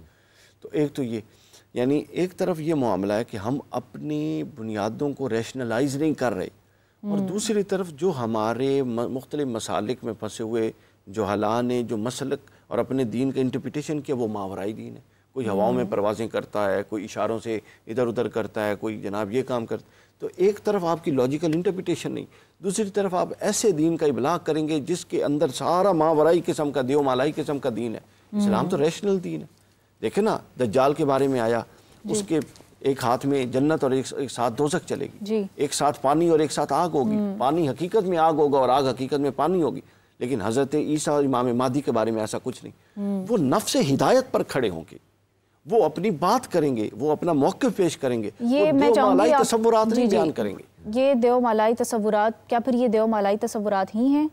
اگر قرآن و حدیث میں اس بات کا ذکر ہے کہ وہ ایک ہاتھ میں آگ اور ایک ہاتھ میں پانی لے کر آ رہا ہے, تو یہ کس طرح کا کانسیپٹ ہے؟ لائک یہ سمبولیکلی ہوگا یا یہ ریالٹی کو زندہ کر کے دے گا, پھر زندہ کو مردہ کر دے گا, پھر اس مارے ہوئے کو زندہ کیسے؟ یہ اللہ تعالیٰ اس کو طاقت دے گا فتنہ آزمائش کے لیے, تاکہ پتہ لگے کہ اصل جو قرآن اور سنت اور جو نفس ہدایت ہے اس پر کتنے لوگ کھڑے ہیں اور ان کرتبوں کی طرف کتنے لوگ جاتے ہیں. دیکھیں میں نے میری رات کی حد تک تو میں نے تو کہیں نہیں دیکھا حضرت عیسیٰ علیہ السلام یا امام مہدی علیہ السلام کے ہاتھ سے اس طرح کا کوئی خارق عادت معجزہ واقع ہوگا جو یعنی تقابل میں, ویسے تو ان کا وجود ہی معجزہ ہے جی. جس طرح کا دجال کے بارے میں کتب پڑھی وہ مردے کو زندہ کر دے گا, ایک علاقے سے گزر رہا ہوگا, وہاں تل اور بنجر زمین ہوگی, تو وہ لوگوں کو کہے گا اگر مجھ پر ایمان لاؤ تو میں اس کو ابھی کیونکہ ابھی ٹیکنالوجی کی بات ہو رہی تھی تو یہ بھی ذکر کیا جاتا ہے کہ جوتے کا تسمہ بھی کلام کرے گا, گھر کے بھید کھول دے گا. اور اب تو اتنا ٹیکنالوجی ایڈوانس ہو گیا کہ بولنے والے جوتے متعارف ہو گئے. تو کیا دجال کے متعلق بھی کچھ ایسا ہو سکتا ہے پھر؟ نہیں, دجال تو خود اتنی طاقتوں کے ساتھ اللہ نے اس کو آزمائشوں کے ساتھ, اب دیکھیں نا شیطان ہے, اللہ کا دشمن ہے, لیکن اس کے تصرف کا یہ عالم ہے کہ ارب انسانوں پر بیک وقت وہ حاوی ہے اور ان میں وسوسے ڈال رہا ہے اپنی ذریت اور اپنے لوگوں کے ذریعے. تو اسی طرح دجال کو بھی اللہ تصرف دے گا. اللہ تعالیٰ دیکھیں یہ آزمائش جانوروں کی نہیں ہے, انسانوں کی ہے, صاحب شعور کی ہے, جن کے پاس کتاب آ چکی, نبی آ چکا, ائمہ آ چکے, یہ ان کی ہدایت ہے. تو لہٰذا ان کو اپنی اصل پہ قائم رہنا ہے, ان چیزوں کو دیکھ کر اپنی اصل سے نہیں ہٹ جانا. صحیح. جس طرح حضرت موسیٰ علیہ السلام نے کیا کیا, یا حضرت ہارون علیہ السلام نے کیا کیا, کوئی کرتب دکھائے تھے؟ نہیں, حق پر قائم تھے. دوسری طرف سامری نے کیا کیا, اس نے کرتب دکھایا. تو یہ جو کرتب پسندی ہے نا, خارق عادت واقعہ پسندی ہے, دیو مالائی دین کی طرف رجحان ہے. لیکن ڈاکٹر صاحب ابھی آپ نے کہا کہ اللہ تعالیٰ نے وہ اختیارات دیے ہوں گے. اللہ تعالیٰ نے اختیارات تو وہ تو دیے آزمائش کے لیے دیے نا, اس لیے تو دیے کہ ان سے متاثر مت ہو جاؤ, اپنی اصل پر قائم رکھو. وہ آزمائش دیکھ کر اصل پر قائم ہونا ثابت. علامہ صاحب آپ بھی اپنا پوائنٹ اس میں ایڈ کیجیے, آپ کیا رائے رکھتے ہیں؟ دیکھیے میں اسی بات کے حوالے سے تو گفتگو کر رہا ہوں کہ کیا ہم نے ذہنوں کو یہ تیار کر لیا ہے کہ جو میٹافورک اس کی ایکسپلینیشن ہے, کبھی ہم ادھر سوئچ اوور کر جائیں گے, کبھی ہم ادھر سوئچ کر جائیں گے, کبھی لیٹرل میننگ کی طرف چلے جائیں گے, کبھی میٹافوریکل اس کے اوپر چلے جائیں گے. تو کیا ہم نے ذہن اس کے لیے تیار کر لیے ہیں؟ جو جتنی بات ہو رہی ہے آپ ذرا اس پہ ذرا غور کیجئے کہ دجال جو ہے وہ اس کے پاس بہت سارے خارق عادت کام ہیں کہ وہ اس کے جنت بھی اس کے ساتھ چل رہی ہے, جہنم اس کے ساتھ چل رہی ہے, اور اس کے پیچھے رزق کا ایک پہاڑ ہے جو چلا آ رہا ہے, اور وہ اشارہ کرتا ہے تو مردے زندہ ہو جاتے ہیں. اور ادھر جو پیرلل جناب عیسیٰ علیہ السلام اور امام مہدی علیہ السلام ہیں وہ بس اللہ کے سادہ سے ایک نمائندے ہیں, اور وہ آیتیں پڑھ پڑھ کے سنا رہے ہیں اور وہ حدیثیں پڑھ پڑھ کے سنا رہے ہیں. مجھے یہ بتائیے کہ جو بندہ سامنے ہے اس کا قصور کیا ہے بیچارے کا, کیوں وہ متاثر نہ ہوگا؟ ادھر کیا ایسا ہوگا کہ جو قابل ترجیح نہ ہو اس کے لیے؟ مثلاً ایک طرف جو ہے جناب موسیٰ کی بات کر لیں. جناب موسیٰ علیہ السلام پروردگار عادل ہے, اور اس کا انتظام اور اہتمام ہمیشہ سے یہ رہا ہے کہ اگر اس نے ابلیس کو طاقتیں دی ہیں, بڑی طاقتیں اس نے ابلیس کو دی ہیں. سب سے پہلے تو اسے طویل زندگی دی ہے وقت معلوم تک. پھر ابلیس کا جو ہے خوابوں میں آ جانا, یہ کوئی معمولی بات نہیں ہے. کسی کے خواب میں خود آ جانا یہ کوئی معمولی بات نہیں ہے, اس کی یعنی ایکسیس ہونا. اچھا, پھر مختلف روپ دھار لینا, کیا کیا طاقتیں ہیں وہ میں گنوں تو کتنا ٹائم لگے گا. اس کے پیرلل اگر نمائندہ الہی کو پروردگار وہ طاقتیں نہیں دیتا تو اس کا مطلب ہے کہ میدان معاشر میں ایک بندہ جو ہے یہ حجت قائم کر سکتا ہے کہ پروردگار میرے سامنے یہ جو بندہ کھڑا ہے ابلیس, یہ تو میرے بس ہی میں نہیں تھا. اس پہ ہم پہلے وہ جن والے پروگرام میں بات کر چکے ہیں. اچھا, پروردگار کا اہتمام اور انتظام یہ ہے کہ وہ عادل پروردگار ہے, وہ ادھر جو شیطان ہے اسے طاقت دے رہا ہے, تو دوسری طرف پیرلل خلیفہ الرحمن جو ہے اسے بھی اتنی ہی طاقتوں سے نواز. کیا یہ خلاف عدل ہوگا؟ یہ خلاف عدل نہیں ہے نا, یہ بیلنس ہو گیا نا. ٹھیک ہے کہ آپ کا جو دشمن ہے اس کو بھی اتنی طاقت دی جائے, اور جو آپ کا سپورٹر ہے اس کو بھی اتنی طاقت دی جائے, اور درمیان میں آپ ہو, پھر آپ فیصلہ کرنے کے قابل ہیں. جناب موسیٰ علیہ السلام کے دور میں جادوگری کا بہت زیادہ رواج تھا, اور جادوگر جو ہے وہ بڑے وہ تھے. حالانکہ جادو جو ہے اس طرح میں نے تو نہیں دیکھا کہ جادو جو ہے وہ اس طرح ہو جو ہمارے ذہنوں میں ہے کہ جادو سے کوئی بندہ جو ہے وہ کبوتر بن جاتا ہے اور مطلب اس طرح کر کے کچھ ہو جاتا ہے. ایسا ہوتا کچھ نہیں ہے. تو وہ ایک ایلیوژن تھا, ٹھیک ہے, تو جادوگروں کا, کہ انہوں نے اس کے اوپر مرکری لگا کے اور وہ لگ رہا تھا کہ وہ رسیاں, لیکن جناب موسیٰ علیہ السلام نے جو عصا پھینکا تو وہ اژدہا بنا. تو ایک بندہ مجھے بتائیے, ایک نبی کو معاذ اللہ ایک اللہ کے سچے نمائندے کو یہ کہہ دے کہ آپ ساحر ہیں, آپ جادوگر ہیں, کیا اس کا جواب نہیں دینا ہے؟ بالکل دینا ہے. یا اس کی کنفیوژن کا استعمال کر لینا ہے؟ ایک بندہ کہہ رہا ہے پورا قرآن پڑھیے, نبی جب بھی معجزہ دکھاتے تھے وہ دشمن جو وہ کہتے تھے یہ ساحر ہیں, حضور رسول اکرم صلی اللہ علیہ وآلہ وسلم پہ عرب کے مشرکوں نے یہ الزام لگایا. تو اس کا جواب کیا ہے؟ جی, کنفیوژن کیسے دور ہو؟ یہی معاملہ دجال کا, سرکار امام مہدی علیہ السلام کا. ایسا نہیں کہ امام مہدی علیہ السلام کے پاس کوئی ایسی خارق عادت چیزیں نہیں ہوں گی. میں اگر وہ بیان کرنے لگوں تو 10 گھنٹے بھی کم ہے. صحیح. امام مہدی علیہ السلام کے بارے میں احادیث. علامہ صاحب, ہم میں ایسی کیا طاقت ہونی چاہیے, ہم اس طاقت کو کیسے ڈھونڈیں کہ ہم انہیں پہچان سکیں؟ میں بیٹا یہی بات کر رہا ہوں کہ اس کے لیے تیاری کی ضرورت ہے. نہیں, پہلے اس کانسیپٹ کو تو سمجھا جائے کہ میرا مخالف جو ہے, پروردگار کا جو مخالف ہے, دشمن ہے, اس کو تو طاقتیں دی جائیں. وہ مجھے بے وقوف بنا سکتا ہو, اور جو خدائی نمائندہ ہے وہ بیچارہ ایک شریف سا انسان ہو, بس اس نے تسبیح پکڑی ہو اور اللہ کر رہا ہو, میں کیسے اٹریکٹ ہو جاؤں گا اس کی طرف؟ کیسے ہو جاؤں گا؟ کیوں میں نہیں سوچوں گا کہ یہ جو خارق عادت چیزیں کر رہا ہے یہ ضرور ایسا ہے کہ اسے مانا جانا چاہیے, ورنہ یہ تو ابھی ختم کر دے گا سب کچھ. صحیح, ٹھیک ہے نا. اور جو خلیفہ رحمان ہے اس سے اگر کہا جائے کہ جی آپ کیسے ثابت کریں گے کہ آپ اللہ کے نمائندے ہیں, تو وہ کہے کہ بھائی ماننا تو ماننا, نہیں ماننا تو نہ ماننا. ایسے تو نہیں ہے. خارق عادت چیزیں پروردگار ایسے اس لیے دیتا ہے کہ اندر تحدی, جب کوئی مشرک کوئی کافر یہ کہتا ہے کہ جی میں آپ کو کیسے مانوں کہ آپ اللہ کے نمائندے ہیں, تو وہ کچھ ایسا کر کے دکھائیں جو جادو بھی نہ ہو, جو سحر بھی نہ ہو, اور جو پروو کر دے کہ یہ انسان کے بس سے باہر ہے. لائک رسول اکرم صلی اللہ علیہ وآلہ وسلم کا انگلی کے اشارے سے چاند توڑنا. اب دنیا کی جادوگری کی کتابیں پڑھ لیجئے, کوئی دنیا کا ایسا بندہ نہیں ہے جو یہ کہہ سکے کہ جادو میں انسان کے پاس یہ ملکہ اس کے پاس آ سکتا ہے کہ وہ انگلی سے چاند توڑ سکتا. تو رسول اکرم کا یہ عمل, لیکن عام آنکھ تو دیکھ کر یہی گمان کرے گی کہ یہ جادو ہے. میں وہی عرض کر رہا ہوں, جناب موسیٰ علیہ السلام نے کیا کیا؟ جادو اور جو ریالٹی ہے, معجزہ ہے, اس کے اندر فرق کیا ہے؟ جادو ایک ایلیوژن کا نام ہے, معجزہ ایک ریالٹی کا نام. جی, اگر امام موسیٰ کاظم علیہ السلام کے سامنے روٹیاں رکھی ہوئی ہیں اور وہ لگ رہا ہے کہ وہ روٹیاں اڑ رہی ہیں, تو یہ جادو ہے. تو علامہ صاحب ہمیں جادو بھی سیکھنا پڑے گا, سمجھنا پڑے گا کہ ہم ریالٹی اور ایلیوژن میں فرق کر سکیں. میں بیٹا ایک ٹپ دے رہا ہوں, اگر وہ ٹپ پہنچ گئی تو بہت سارے لوگ بچ جائیں گے اور تیاری ہو جائے گی. صحیح. امام موسیٰ کاظم علیہ السلام کے سامنے دربار میں روٹیاں رکھی ہوئی ہیں اور جادوگر ہیں دربار میں, اور جو ہارون ہے وہ جادوگروں سے کہتا ہے کہ ان روٹیوں کو ان کے سامنے سے غائب کرو تاکہ تضحیق ہو اور یہ ہو. تو وہ روٹیاں جو ہیں وہ لوگ دیکھتے ہیں کہ وہ ہل رہی ہیں. اچھا. اور امام موسیٰ کاظم علیہ السلام جب دیکھتے ہیں کہ یہ لوگوں کو یہ ایلیوژن دکھا رہا ہے, تو قالین ایک لگا ہوا ہے, اس کے اوپر شیر کی تصویر بنی ہوئی ہے, تو وہ فرماتے ہیں کہ کن اسدن, شیر ہو جا, اور وہ قالین سے وہ شیر نکلتا ہے اور ان جادوگروں کو کھا جاتا ہے. اب یہ پوائنٹ ہے اصل میں, جو رسیاں نظر آ رہی ہیں کہ وہ ہل رہی ہیں. جناب موسیٰ علیہ السلام جو چیز بنا رہے ہیں وہ اپنا عمل کر کے دکھا رہی ہے, وہ کھا کے دکھا رہی ہے. صحیح, ٹھیک ہے نا. تو ہارون نے کہا کہ جی ہمارے جادوگر جو ہیں اس شیر سے کہیں واپس کر دیجئے. تو جناب موسیٰ کاظم علیہ السلام نے فرمایا کہ اگر موسیٰ کے عصا نے وہ جادوگروں کی رسیاں واپس کر دی تھی تو یہ بھی کر دے گا. تو یہ ایک ڈفرنس ہے. جادو جو ہے وہ ایک ایلیوژن ہے. آپ جادو کے ذریعے یہ تو دکھا سکتے ہیں کہ یہ کرسی چل رہی ہے, جی, سمجھ رہے, یا یہ سامنے پھل پڑے ہوئے, اچانک پتہ چلے یہاں پھل پڑے ہوئے, لیکن آپ وہ پھل اٹھا کے کھا نہیں سکتے. میں واپس دجال کے فتنے پر آؤں گی. پھر وہ جو آگ اور پانی وہ لے کے چل رہا ہے وہ بھی ایلیوژن اور ریالٹی سے وہ ایلیوژن ہے. That all is illusion. امام مہدی علیہ السلام پیرلل, امام مہدی علیہ السلام کے پاس خدا کی دی ہوئی وہ طاقت ہے کہ روایات کے اندر ہے کہ جو لوگ مرے ہوئے ہوں گے, جو اس خواہش کے ساتھ مرے ہیں کہ جب سرکار صاحب الامر علیہ السلام کا ظہور ہو تو پروردگار ہمیں بھی معشور کرے اور اٹھائے, تو ان کی قبروں پہ بادل آئیں گے.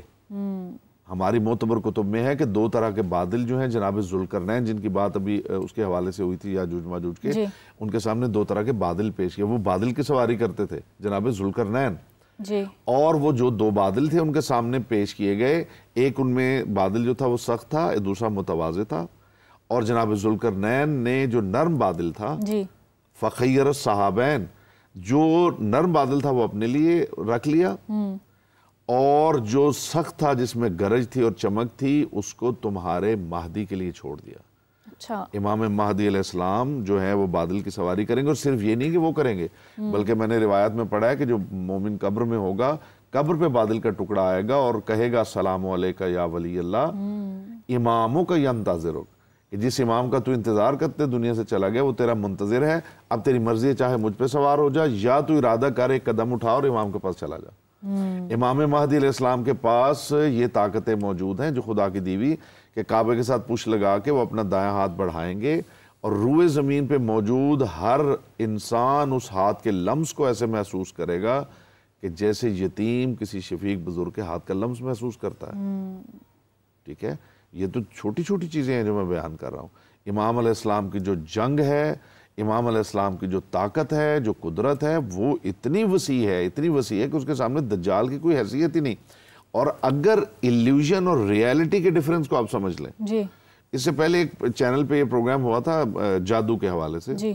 तो एक जादूगर, मैंने डॉक्टर साहब वो पहली दफ़ा ना सचमुच का जादूगर देखा, क्योंकि मैं भी उसे ट्रैक करता रहता हूँ कि दुनिया में कोई जादूगर मिल जाए भी उसकी रियलिटी का पता चले। अच्छा। तो वो सचमुच का जादूगर था। उसने कहा जी, ही वॉज अराउंड 70-75, तो उसने कहा जी मैं 15 साल का था जब मैं बंगाल गया था। अच्छा। और अभी भी वो यूट्यूब पे मौजूद है प्रोग्राम। तो मैं गया था, मैंने 50 साल वहाँ जादू ही सीखा है और जादू ही किया। अच्छा। तो टॉपिक ही ये था। तो उन्होंने कहा जी आप जो होस्ट थी, उन्होंने कहा जी आप क्या कहते हैं? मैंने कहा जी मैं तो नहीं इसमें बिलीव करता कि जादू वादू कुछ होता है।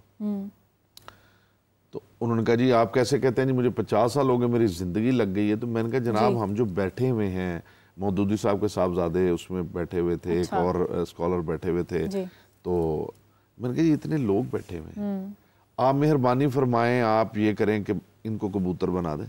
अच्छा। मेरी टांग उड़ा दें, कुछ ऐसा कर दें कि कैमरे के थ्रू लोग देख लें और रियलिटी का पता चल जाए आप जादूगर हैं। हाँ। साबित हो जाएगी। हमारी बहसें क्या बेकार फायदा क्या इन बहसों का, क्यों जी? तो मैंने कहा कुछ करें, कुछ ऐसा ना बिल्ली बना दें मुझे, कुछ मतलब पता चले मैं हाथ ही ना उठा सकूं, मतलब इस तरह का कुछ करें जी। तो ऑन एयर कर देंगे ताकि ये बहस ही खत्म। आप यकीन करें, वो प्रोग्राम अभी रिकॉर्डेड है, आप देख सकते हैं। उन्होंने स्ट्रेट अवे कहा ऐसा कुछ नहीं हो सकता। तो मैंने कहा जी मैंने तो आपसे बेहतर जादूगर आज तक नहीं देखा। इसे 50 साल बंगाल में गुजारे हों तो बंगाली बाबा तो मैंने देखा झूठ मूठ का, सचमुच का बंगाली बाबा ये। तो अगर आप कुछ नहीं कर सकते तो ये सारा फ्रॉड है। आप तो एक्सपर्ट है इसमें। आप तो एक्सपर्ट है ना सर, इससे बेहतर क्या हो सकता है? तो जो पॉइंट है जो मैं एड्रेस करना चाहता हूँ ये है कि इल्यूजन और रियलिटी के डिफरेंस को जो बंदा समझ जाता है वो सरकार इमाम महदी अलैहिस्सलाम को बखूबी समझ लेगा। वो जो दज्जाल है उसका जो कुछ वो दिखाएगा वो इल्यूजन होगा। सही। ठीक है। अब मुझे नहीं पता, आई कैनट से कि वो होलोग्राम टेक्नोलॉजी लेके आएगा और वो दिखा रहा होगा कि जनाब ये मेरे हाथ में ये जन्नत है और ये होलोग्राम तो फिर फैक्ट्स पर मबनी है अलामा साहब जी। फायजा हमारे मेहमान वसीम अरशद साहब बड़ी तवज्जो से हमारे मेहमानों की बातें सुने। सब्जेक्ट इतना मजेदार है कि रमज़ान ट्रांसमिशन में मज़ीद खैर बरकत के लिए आपसे एक नाते रसूल मकबूल सल्लल्लाहु अलैहि वसल्लम गुजारिश करें जी। ऐ सब्ज़ गुंबद वाले मंजूर दुआ करना, जब वक्त नज़ा दीदार अता करना। ए नूरे खुदा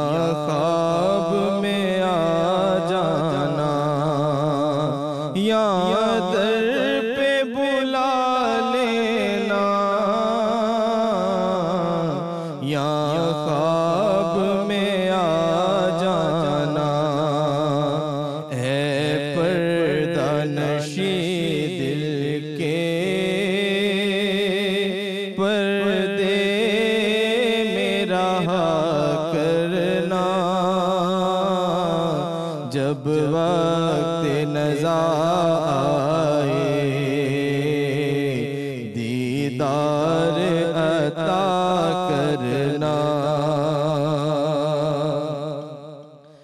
میں قبر اندھیری میں گھبراؤں گا جب تنہا، امداد میری کرنے آ جانا رسول اللہ، میں قبر اندھیری میں گھبراؤں گا جب تنہا، امداد میری کرنے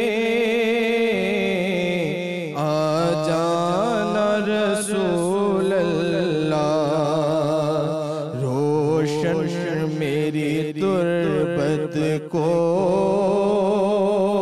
للہ ذرا کرنا، جب وقت نزا آئے دیدار عطا کرنا، جب وقت نزا آئے دیدار عطا کرنا۔ سبحان اللہ، جزاک اللہ۔ اچھا ڈاکٹر صاحب یہ بتائیے کہ کیا قرب قیامت میں انسانوں کی عمریں جو ہیں وہ کم ہو جائیں گی، بہت کم ہو جائیں گی؟ ایک اور ڈاکٹر صاحب میں سوال ایڈ کرنا چاہوں گی، آپ اسی کو ایڈریس کر دیں، پھر ہم اپنے اگلے سیگمنٹ کی طرف کہ ہمیں جو ہے وہ ڈائریکشنز کس طرح سے لینی چاہیے اس پر بھی آئیں گے، کہ یہ بھی ذکر کیا جاتا ہے کہ زمین مشرق اور مغرب سے جو کنارے ہیں وہاں سے دھستی چلی جائے گی۔ آج ٹیکنالوجی بھی اس بات کو ثابت کرتی ہے کہ ہر سال جو ہے وہ اوسط چند سینٹی میٹرز جو ہے وہ زمین دھستی چلی جا رہی ہے، تو کیا یہ بھی قیامت کی نشانی ہے؟ یہ تو حدیث میں ہے مختلف جگہوں پر، یہ جو آپ نے سائنٹیفک فیکٹ، اس سے تو ایسا لگتا ہے کہ ہم خود قیامت کے لیے جو ہے نا وہ راہ استوار کر رہے ہیں۔ بالکل ایسے ہے، تو 2-3 مقامات پر سے زمین کے قیامت سے پہلے دھنسنی کا تذکرہ بالکل موجود ہے، تو اس کو بالکل اس کے ساتھ ریلیٹ کیا جا سکتا ہے۔ جو آپ نے فرمایا کہ عمروں کے کم ہونے کا، یہ بات تو بالکل اب اسٹیبلش ہے نا، ہم سے پچھلے لوگوں کی عمریں کتنے تھیں؟ جی، آپ اگر معلوم تاریخ میں بھی جائیں تو حضرت نوح علیہ السلام سے معلوم تاریخ 950 سال صرف انہوں نے تبلیغ کی، تو عمر سے ظاہر زائد تھی، تو چلتے چلتے چلتے اب آپ دیکھ لیں عمر ایوریج کیا ہے، پاکستان میں ایوریج ایج کیا ہے، 56 اور 55 ہو چکی ہے، اور کچھ ممالک ہیں جن میں ابھی 60 کے قریب ایوریج ایج ہے، تو کم ہو رہی ہیں اور ظاہر ہے یہ اور کم ہوتی جائیں گی، عمروں میں کمی آ جائے گی، برکتی ہو جائے گی۔ اس کا اشارہ ایک اور طرف ہے، حضور علیہ السلام نے فرمایا کہ سال ایسے گزرے گا جیسے مہینہ گزرے گا، یعنی وقت کے اندر سے برکت اٹھا لی جائے گی، سال ایسے گزرے گا جیسے مہینہ گزرے گا، مہینہ ایسے گزرے گا جیسے دن گزرے گا، اور دن ایسے گزرے گا جیسے ایک ساتھ گزرے گی۔ ابھی کل بھی ہم بات کر رہے تھے، ابھی جمعہ گزرتا ہے تو لگتا ہے جی یہ کل تو پڑا تھا، پھر جمعہ آ گیا، تو ابھی لگتا ہے ابھی تو رمضان کا لگ رہا ہے کہ یہ کل کی بات ہے کہ ہم یہاں بیٹھ کے شو کر رہے تھے، تو وقت کے اندر وہ برکت، حالانکہ گھڑی کی حرکت وہی ہے لیکن اس کے اندر جو برکت کا فیکٹر ہے وہ اٹھا لیا گیا، تو اس سے ظاہر ہے، اس سے یہ بات سامنے آتی ہے کہ عمریں جو ہیں ایک تو ان سے برکت بھی اٹھ گئی اور دوسرا ان کا دورانیہ بھی کم ہو گیا، یہ بالکل کیا۔ علامہ صاحب چونکہ ہم فیکٹس پر بات کر رہے تھے اور فیکٹس کی بنیاد پر ابھی تک جتنی ترقی ہے وہ ہمیں تباہی کی طرف لے کر جا رہی ہے، آپ کیا سمجھتے ہیں کہ ہم نے قیامت کے لیے خود تیاری کرنا شروع کر دی ہے، قیامت قائم کرنے میں تیاری کرنا شروع کر دی؟ دیکھیے ترقی جو ہے نا وہ دو چیزیں ہیں جن کا مجموعہ ہے، ایک سرعت ہے، ایک سہولت ہے۔ جتنی بھی ایڈوانسمنٹ ہے وہ ایکچولی 2 چیزوں پر ہی مشتمل ہے، ایک سرعت یعنی تیزی، جی، اور دوسری سہولت یعنی لگژری۔ تو لیکن آپ دیکھیں اوزون لیئر ختم ہو رہی ہے، اور پھر کتنے وائرسز، کووڈ تھا، ایبولا وائرس ہے، کتنی بیماریاں پھیل رہی ہیں۔ نہیں میں اسی طرف جا رہا ہوں، میں پہلے یہ عرض کر لوں کہ ترقی جو ہے وہ جس کو ہم ترقی کہہ رہے ہیں وہ 2 چیزوں پر مشتمل ہے، ایک سرعت، ایک سہولت۔ یعنی انسان جو ہے جو کام ایک دن میں کرتا تھا وہ 1 گھنٹے میں کرنا شروع کر دے تو اس کا مطلب ہے کہ ترقی ہو گئی ہے۔ دوسرا ہے آپ کے لیے فیسیلیٹیز کا ہونا، سہولت کہ کل آپ کام جو دقت کے ساتھ کر رہے تھے, جو کسان جو ہے وہ ہل چلا رہا تھا اور بیلوں کے پیچھے اسے چلنا پڑتا تھا, وہ اس کے اوپر ٹریکٹر پہ بیٹھا ہوا کر رہا ہے. تو یہ دو ہی چیزیں ہیں. آپ کل ملا کے جتنی بھی ترقی ہے اس کو جس اینگل سے بھی آپ دیکھیں گے تو ان دو ہی چیزوں پر مشتمل ہے. میرا کویشچن یہ ہے کہ اگر آپ اس چیز کو ترقی سمجھ رہے ہیں کہ آپ ہوا میں اڑ رہے ہیں, تو آپ نہیں اڑ رہے ہیں, وہ ایروپلین اڑ رہا ہے. آپ بحیثیت انسان ترقی تب کریں جب آپ خود اڑ رہے ہوں. آپ نے تو لاز آف نیچر کو ڈھونڈا ہے اور ان کا استعمال کیا ہے, تو آپ نے ایک ایروپلین بنایا, وہ اسے تھرسٹ ایئر میں مل رہی ہے تو وہ اڑ رہا ہے. آپ تو نہیں اڑ رہے نا. آپ کی اڑان کا مطلب یہ تھا کہ آپ بحیثیت انسان اتنی بلندی پہ چلے جاتے کہ آپ, ہم کہتے کہ جو پرانے لوگ تھے ان کی نسبت آج کا انسان. لیکن اس میں سہولت اور سہولت دونوں ہی ہیں. اس میں کچھ بھی نہیں ہے. اس میں نہ سہولت ہے نہ سہولت ہے. انسان کی ترقی کا سہولت اور سہولت سے کچھ لینا دینا ہی نہیں ہے. اچھا جی, اگر آپ ماضی کی طرف چلے جائیں تو وہاں پہ سہولت کیا ہے مجھے بتائیے. لیکن یہ جو دنیا میں اتنی ترقی ہو رہی ہے یہ انسان کو مطلب فیسیلیٹیٹ کر رہی ہے. جہاز میں سفر کرنا سہولت نہیں ہے, سہولت نہیں ہے. نہیں, میں کویشچن یہ ہے کہ ہم اس سے گین کیا کر رہے ہیں. ہم اپنا وقت بچا رہے ہیں. بحیثیت انسان کیا گین کر رہے ہیں. آپ نے وقت تو بچا لیا, جیسے ڈاکٹر صاحب بھی فرما رہے تھے, یوں لگتا ہے جیسے کل ہی رمضان گزرا. تو یہ تیزی کیسے آئی ہے؟ یہ تیزی اس لیے آئی ہے کہ ہماری مصروفیت بڑھ گئی ہے.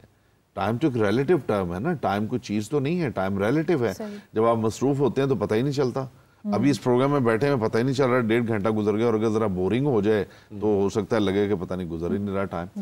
تو میں یہ عرض کرنا چاہتا ہوں کہ اس ترقی سے بحیثیت انسان ہم نے کیا بینیفٹ لیا, مجھے کوئی ایک بتائیے. آپ بینیفٹ تو ہے نا, ہم سفر کر لیتے ہیں, جلدی اس جگہ پر اس مقام پر پہنچ جاتے ہیں, ٹائم بھی سیو کر لیتے ہیں. آپ نے غور نہیں کیا, میں کہہ رہا ہوں بحیثیت انسان سفر تو جانور بھی کر رہے ہیں نا, جانوروں کو بھی سہولت مل رہی ہے نا. یہ بحیثیت انسان اس تمام تر ترقی, میں ترقی کے خلاف نہیں ہوں, لیکن میں وہ جو تھن ریڈ لائن ہے اس کا تعارف کروانا چاہتا ہوں. میں نے جو آپ سے شروع میں سوال کیا تھا وہ یہی تو تھا کہ اگر ہم اس کو ترقی مان بھی لیتے ہیں تو ہم گلوبل لیول پر کتنے مسائل کھڑے کر رہے ہیں. گلوبل وارمنگ کتنی بڑھ گئی ہے, اوزون لیئر ختم ہو رہی ہے. نہیں, وہ ایک الگ اسپیکٹ ہے. میں یہ پوچھنا چاہتا ہوں کہ جتنی بھی ترقی ہے اس کا بحیثیت انسان مجھے کیا بینیفٹ پہنچا ہے, کوئی ایک مجھے بتائیے. آپ کہہ دیجیے, آپ ٹیلی ویژن کی بات کیجئے, آپ ای میل کی بات کیجئے, آپ سیل فون کی بات کیجئے, آپ سپیس میں جا رہے ہیں, وٹ ایور, بحیثیت انسان کیا بینیفٹ پہنچا ہے, یہ میرا کوشچن. ہم کیسے بینیفٹس لے سکتے ہیں آپ بتائیے. میں وہ عرض کرتا ہوں نا, پہلے آپ بتائیے نا کہ اب یہ جسے ہم ترقی کہہ رہے ہیں اس نے میری انسانیت کو فائدہ پہنچا. آج تک انسان نے کوئی ترقی نہیں کی, آپ یہ کہہ رہے ہیں. انسان نے بحیثیت انسان ترقی نہیں کی, بلکہ گرا ہے بہت زیادہ. جتنی سپیڈ سے ترقی ہو رہی ہے اتنی سپیڈ سے انسان گر رہا ہے. کیسے گر رہا ہے میں بتا دیتا ہوں. کل آپ کے شہر میں ایک ڈاکٹر ہوتا تھا, ڈاکٹر صاحب میری تائید کیجئے گا, پورے شہر میں پتہ چلتا ہے ایک ڈاکٹر ہے. ڈاکٹر آپ کے پہلو میں بیٹھے, چلیں وہ بیٹھے ہوئے ہیں. ایک ڈاکٹر ہوتا تھا, سارا شہر اس کے پاس جاتا تھا. مجھے یاد ہے تب شیخوپورہ میں ہم بہت چھوٹے تھے, ایک ڈاکٹر کیپٹن کچھ اس طرح تھے, تو وہ ڈاکٹر تھے. پورا شیخوپورہ جو ہے علاقے کے لوگ اس کے پاس جا رہے ہیں. اچھا, وہ بیچارہ ایسا ڈاکٹر ہے کہ وہ اتنا ہمدرد انسان ہے کہ وہ کسی کے پاس پیسے نہیں ہیں تو اسے وہ چیک بھی کر رہا ہے, دوائی بھی دے رہا ہے, جاتے ہوئے جو ہے ٹانگے پہ جانے کے پیسے بھی دے رہا ہے. اس طرح اب ہر گلی میں 10 ڈاکٹر ہیں اور 10,000 بیماریاں ہیں جو بڑھ گئی ہیں. تعلیمی ریشو پہلے کا جو میٹرک ہے اسے آج کے گریجویٹ کے سامنے بٹھا دیں تو آپ کو پتہ چل جائے گا تعلیم کا معیار کم ہوا ہے یا گرا ہے یا بڑھا ہے. آئی کیو لیول دیکھ لیجئے. اچھا, وہ جو پہلے جو تھا اور جو آج ہے اس کا جو ڈیفرنس ہے اس کو آپ یوں بھی سمجھ سکتے ہیں کہ کل کا استاد, جو ماضی کا استاد تھا, وہ بچے کو اپنا بچہ سمجھ کے پڑھا رہا تھا. آج کا جو ٹیچر ہے وہ بحیثیت استاد جو ہے وہ ڈیوٹی پرفارم نہیں کر رہا. اس کو تو لگن لگی ہوئی ہے کہ ٹیوشن کیسے بنے گی اور یہ کیسے ہوگا. آج کا ڈاکٹر, جائیے آپ, میں ڈاکٹر کے اگینسٹ نہیں بات کر رہا ہوں, میں بات کر رہا ہوں اس ترقی کی. آج ڈاکٹرز میں اس میں کیا ہو رہا ہے میڈیکل میں, آج یہ ہو رہا ہے کہ کوئی خاتون اس قابل نہیں رہی بیچاری کہ وہ نیچرلی بچے کو پیدا کر دے. سب سیزیرین ہوں گے, لکھی پڑی بات ہے. 1000 خاتون آئے گی, 1000 سیزیرین ہوں گے. نہیں تو سر کیا آپ کے خیال میں پھر ترقی کا جو عمل ہے رک جانا چاہیے؟ یہ گر رہے ہیں نا, رک جانا چاہیے. نہیں, رکنا نہیں چاہیے. آپ اس کو سمجھیے نا. علامہ صاحب قیامت کی طرف تو جانا ہی ہے نا پھر. بالکل جانا ہے. میں یہ عرض کر رہا ہوں, کل کا ٹیچر آج کا ٹیچر, صحیح, کل کا عالم آج کا عالم, کل کا اسکالر آج کا اسکالر, کل کا ڈاکٹر آج کا ڈاکٹر. نہیں، یہ ذرا کمپیریزن کر کے دیکھ لیجیے، پھر آپ کو پتہ چلے گا. کسی ایک خاص جگہ یا ایک خاص مقام کے حوالے سے تو یہ کمپیریزن کر سکتے ہیں، کسی پہ لیکن پوری دنیا میں تو ایسا نہیں ہوتا. آپ کوئی شعبہ نکالیے مجھے بتائیے. میں نے تو ایک کویسچن آپ کے سامنے رکھا ہے بحیثیت انسان. علامہ صاحب ہر دور کے تقاضے الگ ہوتے ہیں، ہر دور میں جو ہے وہ مسئلے مسائل پریشانیاں جو آپ کے دور کا تقاضا یہ ہے کہ فراڈ ہونا چاہیے، تو ٹھیک ہے آپ نے ایکسیپٹ کر لیا، دیٹس گڈ. ایکسیپٹ کرنے کی بات نہیں علامہ صاحب، آپ کا فوکس جو ہے وہ فراڈ کے اوپر ہے. بہت ساری پازیٹیو چیزیں بھی ہو رہی ہیں، پازیٹیو چیزیں، مسئلہ اپنے حل کی بنیاد پر ہی کھڑا ہوتا ہے. میں تو صرف ایک کویسچن لے کے آیا ہوں، میرے کویسچن کو رکھ لیجئے، مجھے بتا دیجئے کہ بحیثیت انسان مجھے کیا بینیفٹ پہنچا، بتا دیجئے مجھے. اب یہ تو میں زیادہ نفیس انسان ہو گیا ہوں، میں زیادہ جو ہے وہ متقی ہو گیا ہوں، میں زیادہ پرہیزگار ہو گیا ہوں، میں زیادہ جو ہے وہ سخی ہو گیا ہوں، میرے اندر کون سی کوالٹیز پیدا ہوئی ہیں اس ٹیکنالوجیکل ایڈوانسمنٹ سے، وہ مجھے بتا دیجیے آپ. ہاں سہولت دی ہے مجھے ترقی نے، مجھے جو ہے وہ سپیڈ. جو سائنس کے بانی ہیں، جو سائنس کے خالق ہیں، وہ تو کلیم کرتے ہیں اور وہ بڑا اس پر سٹرونگ کلیم کرتے ہیں کہ ہم نے تو ایک جو ہے وہ ایک علم ایجاد کیا ہے دنیا کو سمجھنے کا، تو یہ ترقی ہے. میں آپ سے سوال کرتی ہوں علامہ صاحب میں آپ سے سوال کرتی ہوں کہ پھر علامہ ہونے کی حیثیت سے، عالم ہونے کی حیثیت سے کیا آپ یہ کلیم کر سکتے ہیں کہ ہم نے اپنے علم کو جو ہے وہ اس طرح سے پروموٹ کیا ہے، لوگوں کے اندر وہ چیز بلڈ اپ کی ہے جو کرنی چاہیے تھی؟ ہم ڈسپوزیبل کر دیا ہے ہم نے چیزوں کو.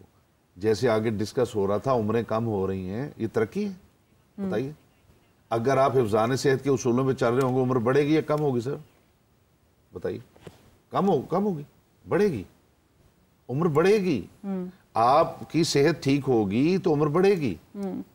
آپ روزہ رکھ رہے ہیں تو بظاہر تو آپ ویکنس فیل کر رہے ہیں، روزہ رکھا ہوا ہے، لیکن رسول خدا کی حدیث یہ تصوموا تصحوا، روزہ رکھو صحت پاؤ.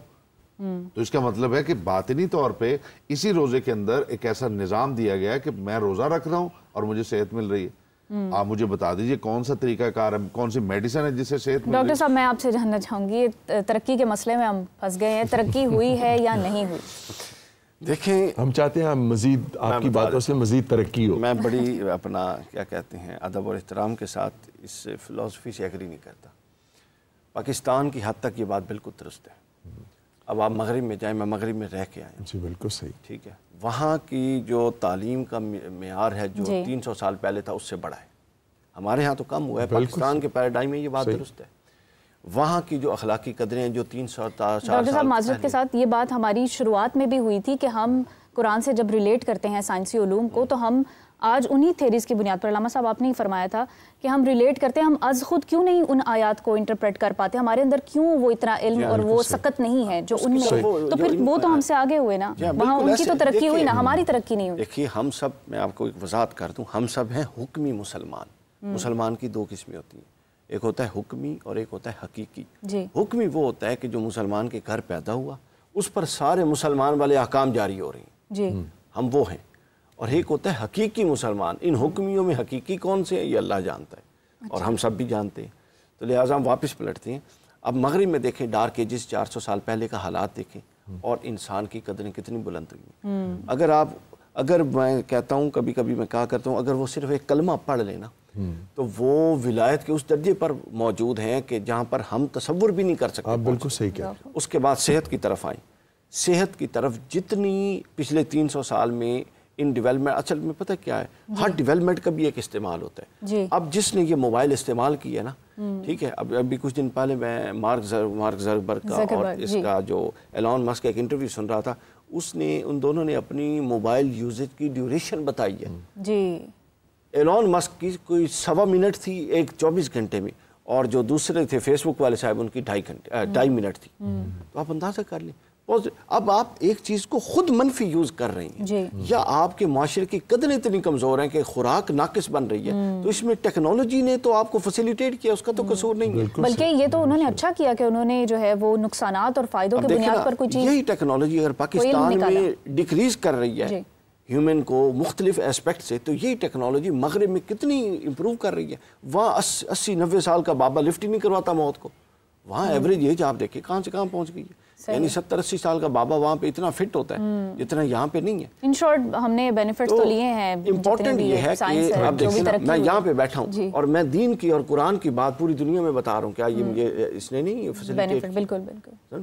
تو لہٰذا فیسیلیٹیشن کی. ڈاکٹر صاحب یہاں سے اب میں پوائنٹ ملانا چاہوں گی کہ اب یہ جو سارا قیامت کا فتنوں کا نشانیوں کا سارا ذکر ہوا, ہم کس طرح اپنے آپ کو تیار کر سکتے ہیں؟ ہم نہیں تو ہماری آنے والی نسلیں تو امام مہدی علیہ السلام کا ظہور دیکھیں گی, وہ کس طرح اپنے ہادی برحق کو پہچانیں گی؟ سب سے امپورٹنٹ یہ ہے کہ آپ کو پہچاننا ہے آپ کے ضمیر نے, آپ کی باطن کی آنکھ نے امام مہدی کو, یعنی حق کو. مہدی تو حق ہے نا جی, اس ہر دور میں ایک حق ہوتا ہے, اس دور کے حق امام مہدی. تو حق کو پہچاننے کے لیے آپ کو حق شناس آنکھ چاہیے. حق شناس آنکھ تب ملے گی جب آپ اپنی پوری زندگی کو اس پیٹرن پہ ڈیزائن کریں کہ اس کے اندر سے باطل مائنس کرتے ہیں. مثلاً کیسے؟ مثلاً اگر آپ کمپرومائزڈ لائف گزار رہے ہیں, جھوٹ بھی بولتے ہیں اور اس کے بعد آپ بےایمانی بھی کرتے ہیں, چھوٹے چھوٹے مفادات کے لیے, یہ بڑی امپورٹنٹ بات ہے, چھوٹی نہیں ہے. آپ جب چھوٹے چھوٹے مفادات کے لیے حق کو کمپرومائز کیے ہوئے ہیں اور امید یہ لگا کے بیٹھے ہیں کہ جب بڑا حق آئے گا تو مہدی کے ساتھ آپ علیہ السلام کے ساتھ چل پڑیں گے, ایسا نہیں ہوگا. تو لہٰذا آپ حق شناسی میں اتنے آگے بڑھ جائیں کہ جب وہ حق کا امام آئے تو آپ فوراً آنکھیں اور دل اور آپ کا سینہ وسیع ہو جائے اور آپ کو پہچان ہو جائے. اچھا ڈاکٹر صاحب, قیامت کی بے شمار نشانیاں جو ہیں وہ تو ہمارے سامنے ہیں, کچھ کا جو ہے وہ آنے والی نشانیوں کا تذکرہ آپ نے کیا. تو ایک انسان کو بطور خاص ایک مسلمان کو کس طرح سے ان نشانیوں کے مطابق اپنے آپ کو تیار کرنا چاہیے؟ سر اس کے لیے تیار یہ کرنا چاہیے کہ حضور نبی اکرم صلی اللہ علیہ وسلم فرماتے ہیں کہ جب میں ایک طرف سلام پھیرتا ہوں نماز کا تو مجھے اس بات کا گمان نہیں ہوتا کہ میں دوسری طرف پھیرنے کا موقع ملے گا کہ نہیں. ٹھیک ہے. موت قیامت کا آغاز ہے. قیامت اینڈ آف دا ورلڈ ہے نا, اس کے دو اسپیکٹ ہیں. ایک اسپیکٹ ہے انفرادی نقطہ نظر, میرے لیے قیامت کیا ہے, اور ایک ہے اس یونیورس کے لیے قیامت کیا ہے. جو قیامت ہم ڈسکس کر رہے ہیں وہ اس یونیورس کے لیے ہے. میری قیامت کا آغاز موت ہے اور وہ کسی بھی وقت آ سکتی ہے, وہ انسرٹن ہے. تو لہٰذا میں اس کے لیے کتنا پریپیئر ہوں کہ میں نے بڑی قیامت کو ڈسکس کرنا ہے. ایک شخص حضور کے پاس آیا اور اس نے کہا کہ آپ قیامت کب آئے گی؟ حضور نے ما عادت طلحہ, تو قیامت کو پوچھنے آئے, تو نے تیاری کیا کر رکھی ہے؟ تو ہمیں یہ دیکھنا ہے ہم نے تیاری کیا کی, اور تیاری کیا ہے؟ اللہ اور اس کے رسول کی مطابقت, اور اپنی زندگی میں جتنا حق شناس ہو سکتے ہیں اپنی زندگی میں حق کو ڈالیں. اور اللہ نے فرمایا کہ جو بندہ قرآن مجید کو بنیادی, جو بندہ قرآن کے مطابق فیصلے نہیں کرتا اپنی زندگیوں کے, وہ فاسق ہے. جو قرآن کے مطابق فیصلے قرآن کے مطابق وہ تھیوریوں سے ریلیٹ کر کے نہیں ہے. ہاں نہیں, قرآن بڑا صریح ہے. یہ جو تھیوری ہے نا جی, یہ کچھ آیات متشابہات ہیں جن کے ساتھ ہم جوڑتے توڑتے رہتے ہیں. محکم آیات بالکل واضح ہیں, وہ ہمارے اندر بھی ضمیر بیٹھے اور باہر سے بھی ہمارے پاس ہدایت موجود ہے. آپ محکمات, ارسطو کا ایک بڑا زبردست قول, وہ کہتا ہے انسان کے علمیے دو طرح کے ہیں. ایک وہ علمیے جن کے وہ خود ذمہ دار ہیں, اور ایک وہ علمیے ہیں جن کا معاشرہ ذمہ دار ہے. اگر وہ ان کی اصلاح کر لے جس کا وہ خود ذمہ دار ہے تو فطرت ان کو درست کر دے گی جو معاشرے کی طرف سے اس کو. بہت خوب. علامہ صاحب, ہم کیسے حق شناس ہو سکتے ہیں؟ حق شناس ہونا ایک اپروچ ہے جی, اس کا علم سے تعلق نہیں ہے. حق شناس ہونا ایک ایسی اپروچ ہے کہ جس کے لیے پریکٹس کی ضرورت ہے اور اسے بار بار آزمانے کی ضرورت ہے تاکہ آپ اس میں ایکسپرٹیز حاصل کر لیں. حق شناسی کا مطلب کیا ہے؟ حق شناسی کا مطلب یہ ہے کہ باطل اور حق کے درمیان تمیز کرنے کی صلاحیت. جی ٹھیک ہے نا. تو اگر فار ایگزامپل میں ایک سادہ سی آپ کے سامنے رکھتا ہوں ایک صورتحال, میں اور ڈاکٹر صاحب آپس میں اس بات پہ لڑ رہے ہیں, یہ کہتے ہیں یہ فون میرا ہے, میں کہتا ہوں میرا ہے. جی. اگر آپ کا خیال ہے کہ دونوں ٹھیک ہیں تو پھر اس کا مطلب آپ کنفیوزڈ ہیں. جی. آپ کنفیوزڈ ہیں. تو بہرحال آپ کو یہ کہنا ہے کہ پہلی تو حق شناسی کے لیے سب سے پہلا جو سٹیپ ہے وہ یہ ہے کہ مجھے یہ سمجھنا ہے کہ ان میں سے ایک تو بہرحال اس کا کلیم. بالکل. ہمارے ہاں تو جو حالات بن گئے ہوئے ہیں, آپ جس سے یہ فیصلہ کروائیں گے کہ فون وہ اٹھا کے لے جائے گا, آپ حضرات لڑتے رہیں گے, آپ یہ فون میرا ہے, آپ دونوں کا نہیں ہے. صحیح فرما رہے ہیں. یہ بڑا انٹرسٹنگ بات ہے, ہماری جو اخلاقی حالت ہو چکی ہے, فیصلہ کروائے تو اتنی دیر میں وہ اپنا کام نکالے گا. تو یہ اپروچ ہے. جی. جب تک آپ یہ انڈرسٹینڈ نہیں کریں گے تو بہت ممکن ہے کہ آپ باطل کے ساتھ ہوں اور سمجھ رہے ہوں کہ میں حق کے ساتھ ہوں. اور اگر یہ اپروچ آپ کی ڈیولپ نہیں ہوگی تو آپ ہو سکتا ہے حق کے انتظار کر رہے ہیں اور حق آ کے چلا بھی جائے اور آپ کو کچھ پتہ نہ چلے. اور یہ بھی ممکن ہے کہ دجال کے ساتھ آپ اس لیے ہوں کہ آپ حق شناس ہی نہ تھے, آپ کو تو یہ پتہ ہی نہیں تھا کہ حق شناسی کیا ہے. آپ تو یہ سمجھ رہے تھے کہ جو اللہ کا بھیجا ہوا ہوتا ہے, مثلا حق شناسی کی ایک مثال دیتا ہوں, آپ تو یہ سمجھ رہے تھے کہ اللہ کا جو بھیجا ہوا ہوتا ہے اس کے پاس تو کوئی معجزات ہوتے ہیں, کوئی چیزیں ہوتی ہیں, اور آپ کو یہ پتہ ہی نہیں چلا کہ میجک میں, ایلیوژن میں اور معجزے میں کیا فرق ہے. جی جی. تو پھر آپ کیوں نہیں اس کے ساتھ چل پڑیں گے؟ جب آپ چل پڑیں گے تو اس کا مطلب ہے آپ کو مروایا کس نے؟ دجال نے نہیں. آپ کی اس صلاحیت نے جو آپ کے اندر ہونی چاہیے تھی حق شناسی کی, جو آپ نے ڈیولپ نہیں کی, آپ کو پتہ ہی نہیں چلا کہ حق و باطل میں امتیاز کیسے کیا جاتا ہے, اس کا طریقہ کار کیا ہے. قرآن نے, خدا نے ایک پیرامیٹر بیان کیا, افمن یہدی الی الحق حق و یتبع امن لا یہدی الا ان یہدی فما لکم کیف تحکمون. خدا کہتا ہے میں تمہارے سامنے دو طرح کے بندے رکھتا ہوں. اب آپ مجھے بتائیے حق شناسی کے عنوان سے کہ آپ اس میں سے کیا انڈرسٹینڈ کرتے ہیں.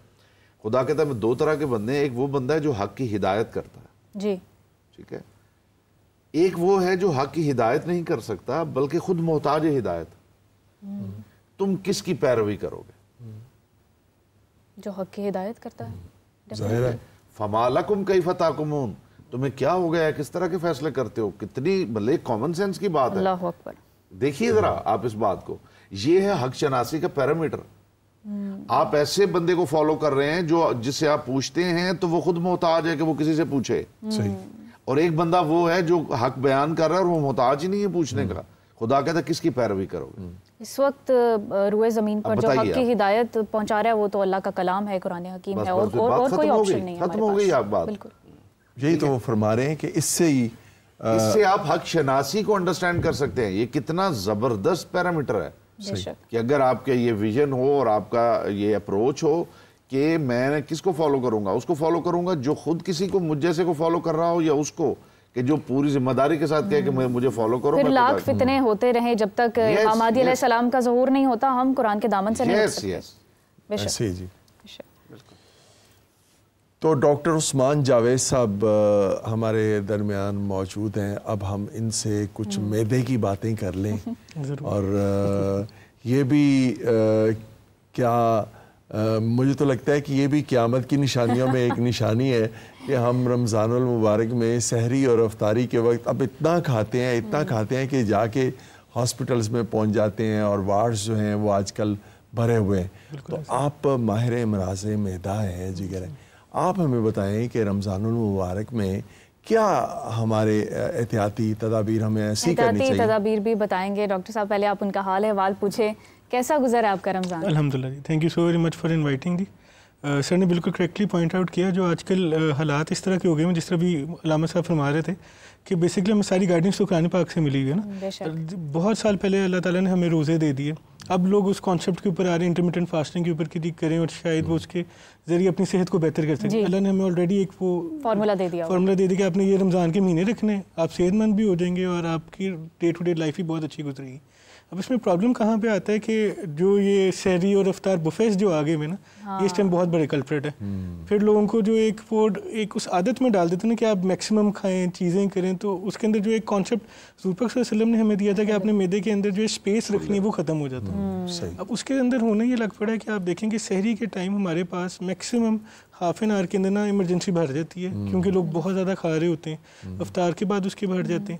اب نماز کا کانسیپٹ بھی بیچ میں سے ختم ہو گیا. عام طور پہ جو ہم لوگ ہدایات یہ دیتے ہیں کہ آپ نے افطار کیا, اس کے بعد آپ جو 10 منٹ کا وقفہ آپ جا کے نماز پڑھیں تو آپ کے معدے کو اتنا گیپ مل جاتا ہے. خاص طور پر جو افطاریاں ہم باہر کرتے ہیں مختلف ریسٹورنٹس میں, تو وہاں پہ تو نماز کا آپ کو تصور ہی نہیں رہا. لوگ گیپ ہے ہی نہیں نا, تو وہ انہوں نے فارمولا اس طرح کا بنا رہی ہے, ٹائم باؤنڈ آپ کو کر دیا نا, صحیح, کہ آپ نے ٹائم کے اندر اس کو فنش آف کر کے نکلنا. آپ سمجھتے ہیں کہ یہ 10 کھانے لگے ہوئے ہیں, اگر میں نماز پڑھنے کے لیے چلا گیا تو پھر 5 تو ختم ہو جائیں گے اور میں رہ جاؤں گا کھانا کھانے. بالکل ایسے ہی ہو رہا ہے. اب دیکھیں نا, اگر وہ نماز کے لیے آپ گیپ نکال لیں تو اللہ تعالیٰ نے معدے کا ایک جو اناٹومیکل اسٹرکچر بنایا ہے اس میں گیپ آ جاتا ہے, اور you can easily take food after word. تو ڈاکٹر صاحب دن بھر بھوکا رہنے کے بعد جب ہم اتنا کھا لیتے ہیں, اوور ایٹنگ ہو جاتی ہے, تو پھر کس قسم کے گیسٹرو ایشوز ہوتے ہیں؟ اس کے اندر دیکھیں سب سے پہلے تو ہمارے پاس پرابلم یہ آ رہی ہوتی ہے نا کہ جیسے آپ بہت زیادہ انٹیک کرتے ہیں نا, آپ کی ساری بلڈ سپلائی اسٹمک میں چلی جاتی ہے.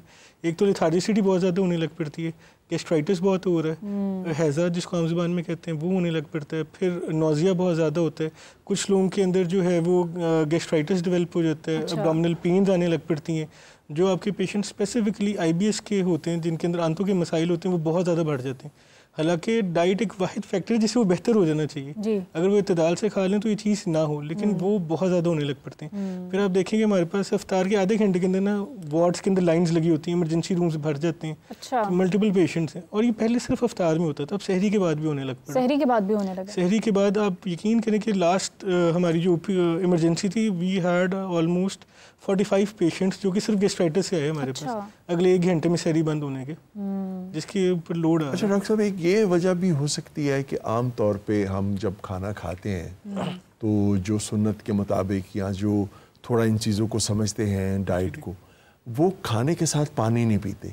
तो हम लोग जो हैं वो अफ्तार के वक्त या सहरी के वक्त जो है खाने के साथ साथ पानी भी पी रहे होते हैं, बहुत सारे गिलास हम शरबत के भी पी रहे होते हैं, साथ वो समोसे और कचौरियाँ और इस टाइप की चीज़ें भी खा रहे होते हैं। तो ये एक वजह भी होती है। सर ये भी वजह, फिर दूसरा देखें ना, अल्लाह के रसूल ने हमें कॉन्सेप्ट दिया कि हमने पानी से रोज़ा अफ्तार। बट साहब आप कह तो रहे हैं लेकिन आप सुन नहीं रहे मैं अमल भी नहीं कर खाना रहा। खाना है। उनके नाम मुझे बट भी बट होने के नाते मुझे अमल भी नहीं करना चाहिए, सुन मैं गौर से रहा हूँ।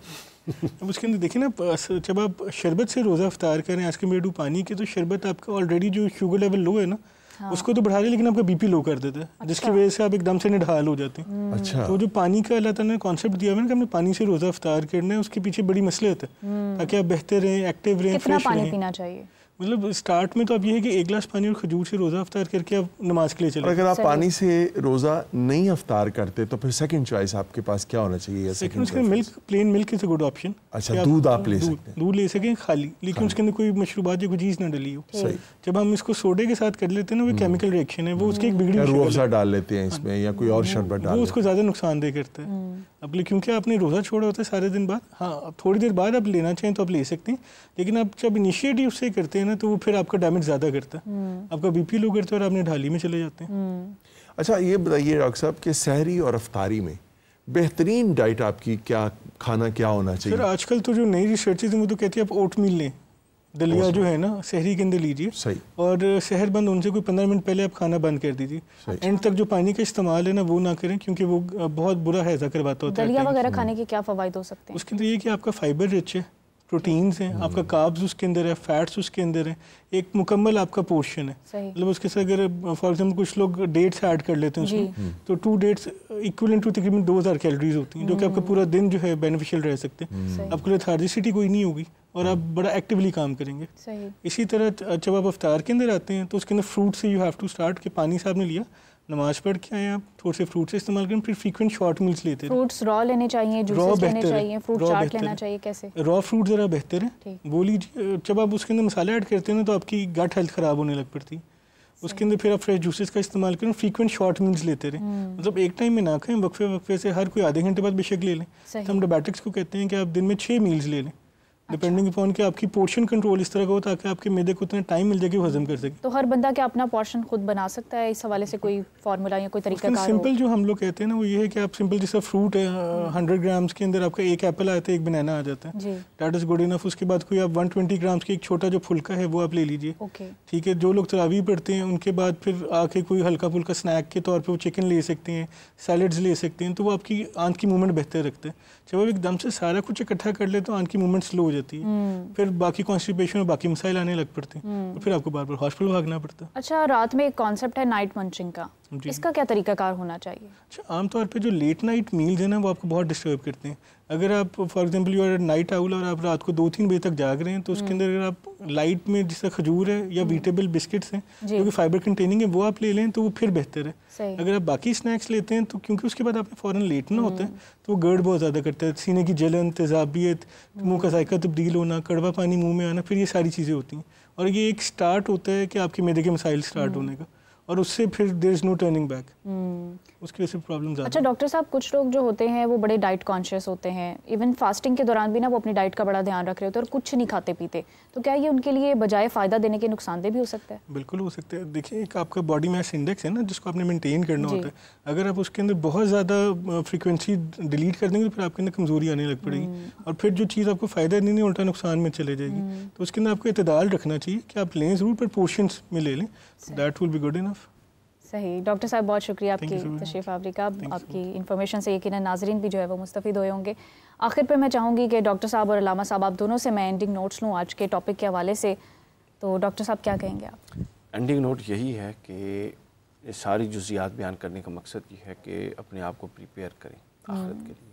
اگر آپ عمل پر آمادہ نہیں ہیں جی، اور اگر آپ اپنے پورے وجود کے اندر سے، فکر سے لے کر پھر اخلاق اور کردار کے اندر سے خراب اور باطل چیزوں کو ختم اور ریموو کرنے پر آمادہ نہیں ہیں تو پھر یہ ساری بحث فضول ہے. تو آپ جب موو کریں گے اور آپ خود عمل پر آمادہ ہوں گے اور اپنی اصلاح پر آمادہ ہوں گے تو باقی اللہ کی ذات بہت سارے معاملات کو عمل کا ایک قطرہ علم کے سمندر سے بہتر ہے. ڈاکٹر صاحب آپ کیا کہیں گے؟ علامہ صاحب. میں یہ عرض کرنا چاہتا ہوں اس پروگرام کے اینڈ پہ کہ جتنی بھی ہم نے گفتگو کی ہے، ظاہر ہے اس کا ایک مقصد ہے، لوگوں تک کوئی میسج پہنچانا چاہتے ہیں. اس پہ پیسے خرچ ہوئے ہیں، اس پہ ٹائم خرچ ہوا ہے، اس پہ لوگوں کی انرجی لگی ہے. تو کم از کم لوگوں کو یہ محسوس کرنا چاہیے کہ اتنے لوگ بیٹھ کے جب کوئی بات کر رہے ہوتے ہیں تو اسے توجہ سے سننے کی ضرورت ہے. ان پروگرامز کو ایز اے پروگرام نہ دیکھیں، جی، یعنی وہ جسے ہم پنجابی میں کہتے ہیں ڈنگ ٹپاؤ، وہ نہ کریں. اس کو دیکھیں، اس میں سے اگر وہ غور کریں گے تو انہیں کچھ نہ کچھ ایسا ضرور ملے گا جو ان کی زندگی بدل دے گا. بالخصوص جب ہم قیامت کی بات کر رہے ہیں، اگر وہ غور سے یہ ساری باتیں سن لیں گے، جو بھی بڑی انفارمیٹیو ہماری ڈسکشن رہی ہے تو کوئی ایک پوائنٹ جو ہے وہ اگر اندر اتر جائے تو انسان کی زندگی میں وہ تبدیلی لا سکتا ہے. یہ جو ہمارا رجحان ہے نا کہ بس سکرولنگ پہ ہم لگ گئے ہیں، کچھ چیزوں کو ہم غور سے نہیں دیکھ رہے، بات کو غور سے نہیں سن رہے، ایک انٹرٹینمنٹ کے طور پہ اس رجحان کو ختم ہونا چاہیے. بہت شکریہ علامہ صاحب آپ کا بھی اور ڈاکٹر صاحب آپ کا بھی. وسیم صاحب، جاتے جاتے ہم آپ سے ایک نعت سننا چاہیں گے. سب سے اولا والا ہمارا نبی، سب سے بالا والا ہمارا نبی، اپنے مولا کا پیارا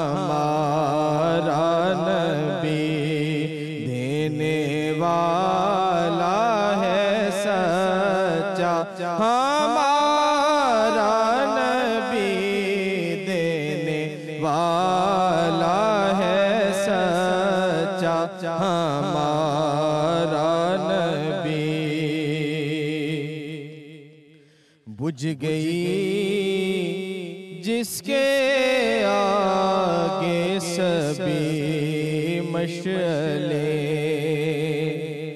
بجھ گئی جس کے آگے سبھی مشعلیں، بجھ گئی جس کے آگے سبھی مشعلیں،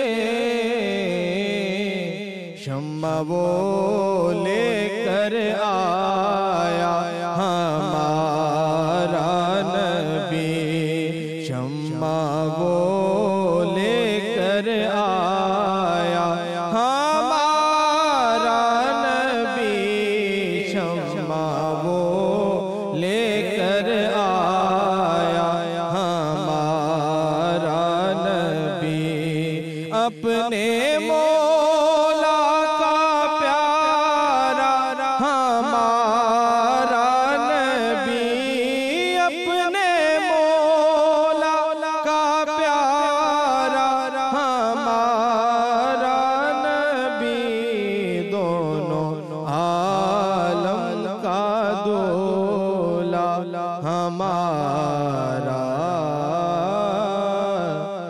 ربی. سبحان اللہ. سبحان اللہ. جزاک اللہ خیر. علامہ صاحب آخر میں آپ دعا کرا دیجیے. اللہم صلی علی محمد وآل محمد. اللہم صلی علی محمد وآل محمد. اللہم صلی علی محمد وآل محمد. یا علی یا عظیم یا غفور یا رحیم انت رب العظیم الذی لیس کمثلہ شیء وہو السمیع البصیر. وہذا شہر عظمتہ وکرمتہ وشرفتہ وفضلتہ علی الشہور. وہو الشہر الذی فرضت صیامہ علیہ. وهو شهر رمضان الذي أنزلت فيه القرآن هدى للناس وبينات من الهدى والفرقان. وجعلت فيه ليلة القدر وجعلتها خيرا من 1000 الشهر. فيا ذا المن ولا يمن عليك من علي بفكاك ركبتي من النار في من تمن علي وأدخلني الجنة برحمتك يا أرحم الراحمين. اے پروردگار عالم، بحق محمد و اہل بیت محمد، جہاں جہاں مسلمان مومنین آباد ہیں ان کے گھروں کو ہر طرح کی مصیبت سے، پریشانی سے، بیماری سے، نقصان سے، ارضی و سماوی آفات و بلیات سے، حادثات سے محفوظ و مامون فرما. پروردگار مسلمانوں کے بچوں کو زمانے کے شر سے محفوظ فرما. ان بچوں کو دن دوگنی رات چوگنی ترقی عطا فرما. پروردگار عالم ان کے گھروں کی حفاظت فرما. پروردگار تجھے واسطہ محمد و اہل بیت محمد کا ملک پاکستان کی حفاظت فرما. پروردگار اس ملک میں رہنے والے سب باسیوں کی حفاظت فرما. پروردگار تیری بارگاہ میں اس خاص مہینے میں اور حالت روزہ میں تیری بارگاہ میں دست بدعا ہے. پروردگار سب مسلمانوں کے روزوں کو اپنی بارگاہ میں قبول و منظور فرما اور اپنی حیثیت اور اپنے معیار کے مطابق لوگوں کو اس کا اجر عطا فرما. پروردگار ماہ رمضان المبارک میں ہمیں صبر و تحمل سے رہنے کی توفیق عطا فرما. ہمارے اندر قوت برداشت پیدا فرما. پروردگار تجھے واسطہ محمد و اہل بیت محمد کا تمام دنیا کے مسلمانوں کے آپس کے اختلافات کو رفع فرما. پروردگار اتفاق و اتحاد و یگانگت کو دوام عطا فرما. اور مالک سب سے بڑی دعا تیری بارگاہ میں ہے، سرکار مہدی علیہ السلام کو جلد اذن ظہور عطا فرما. وصلی علی محمد وآل محمد وعجل فرجہ.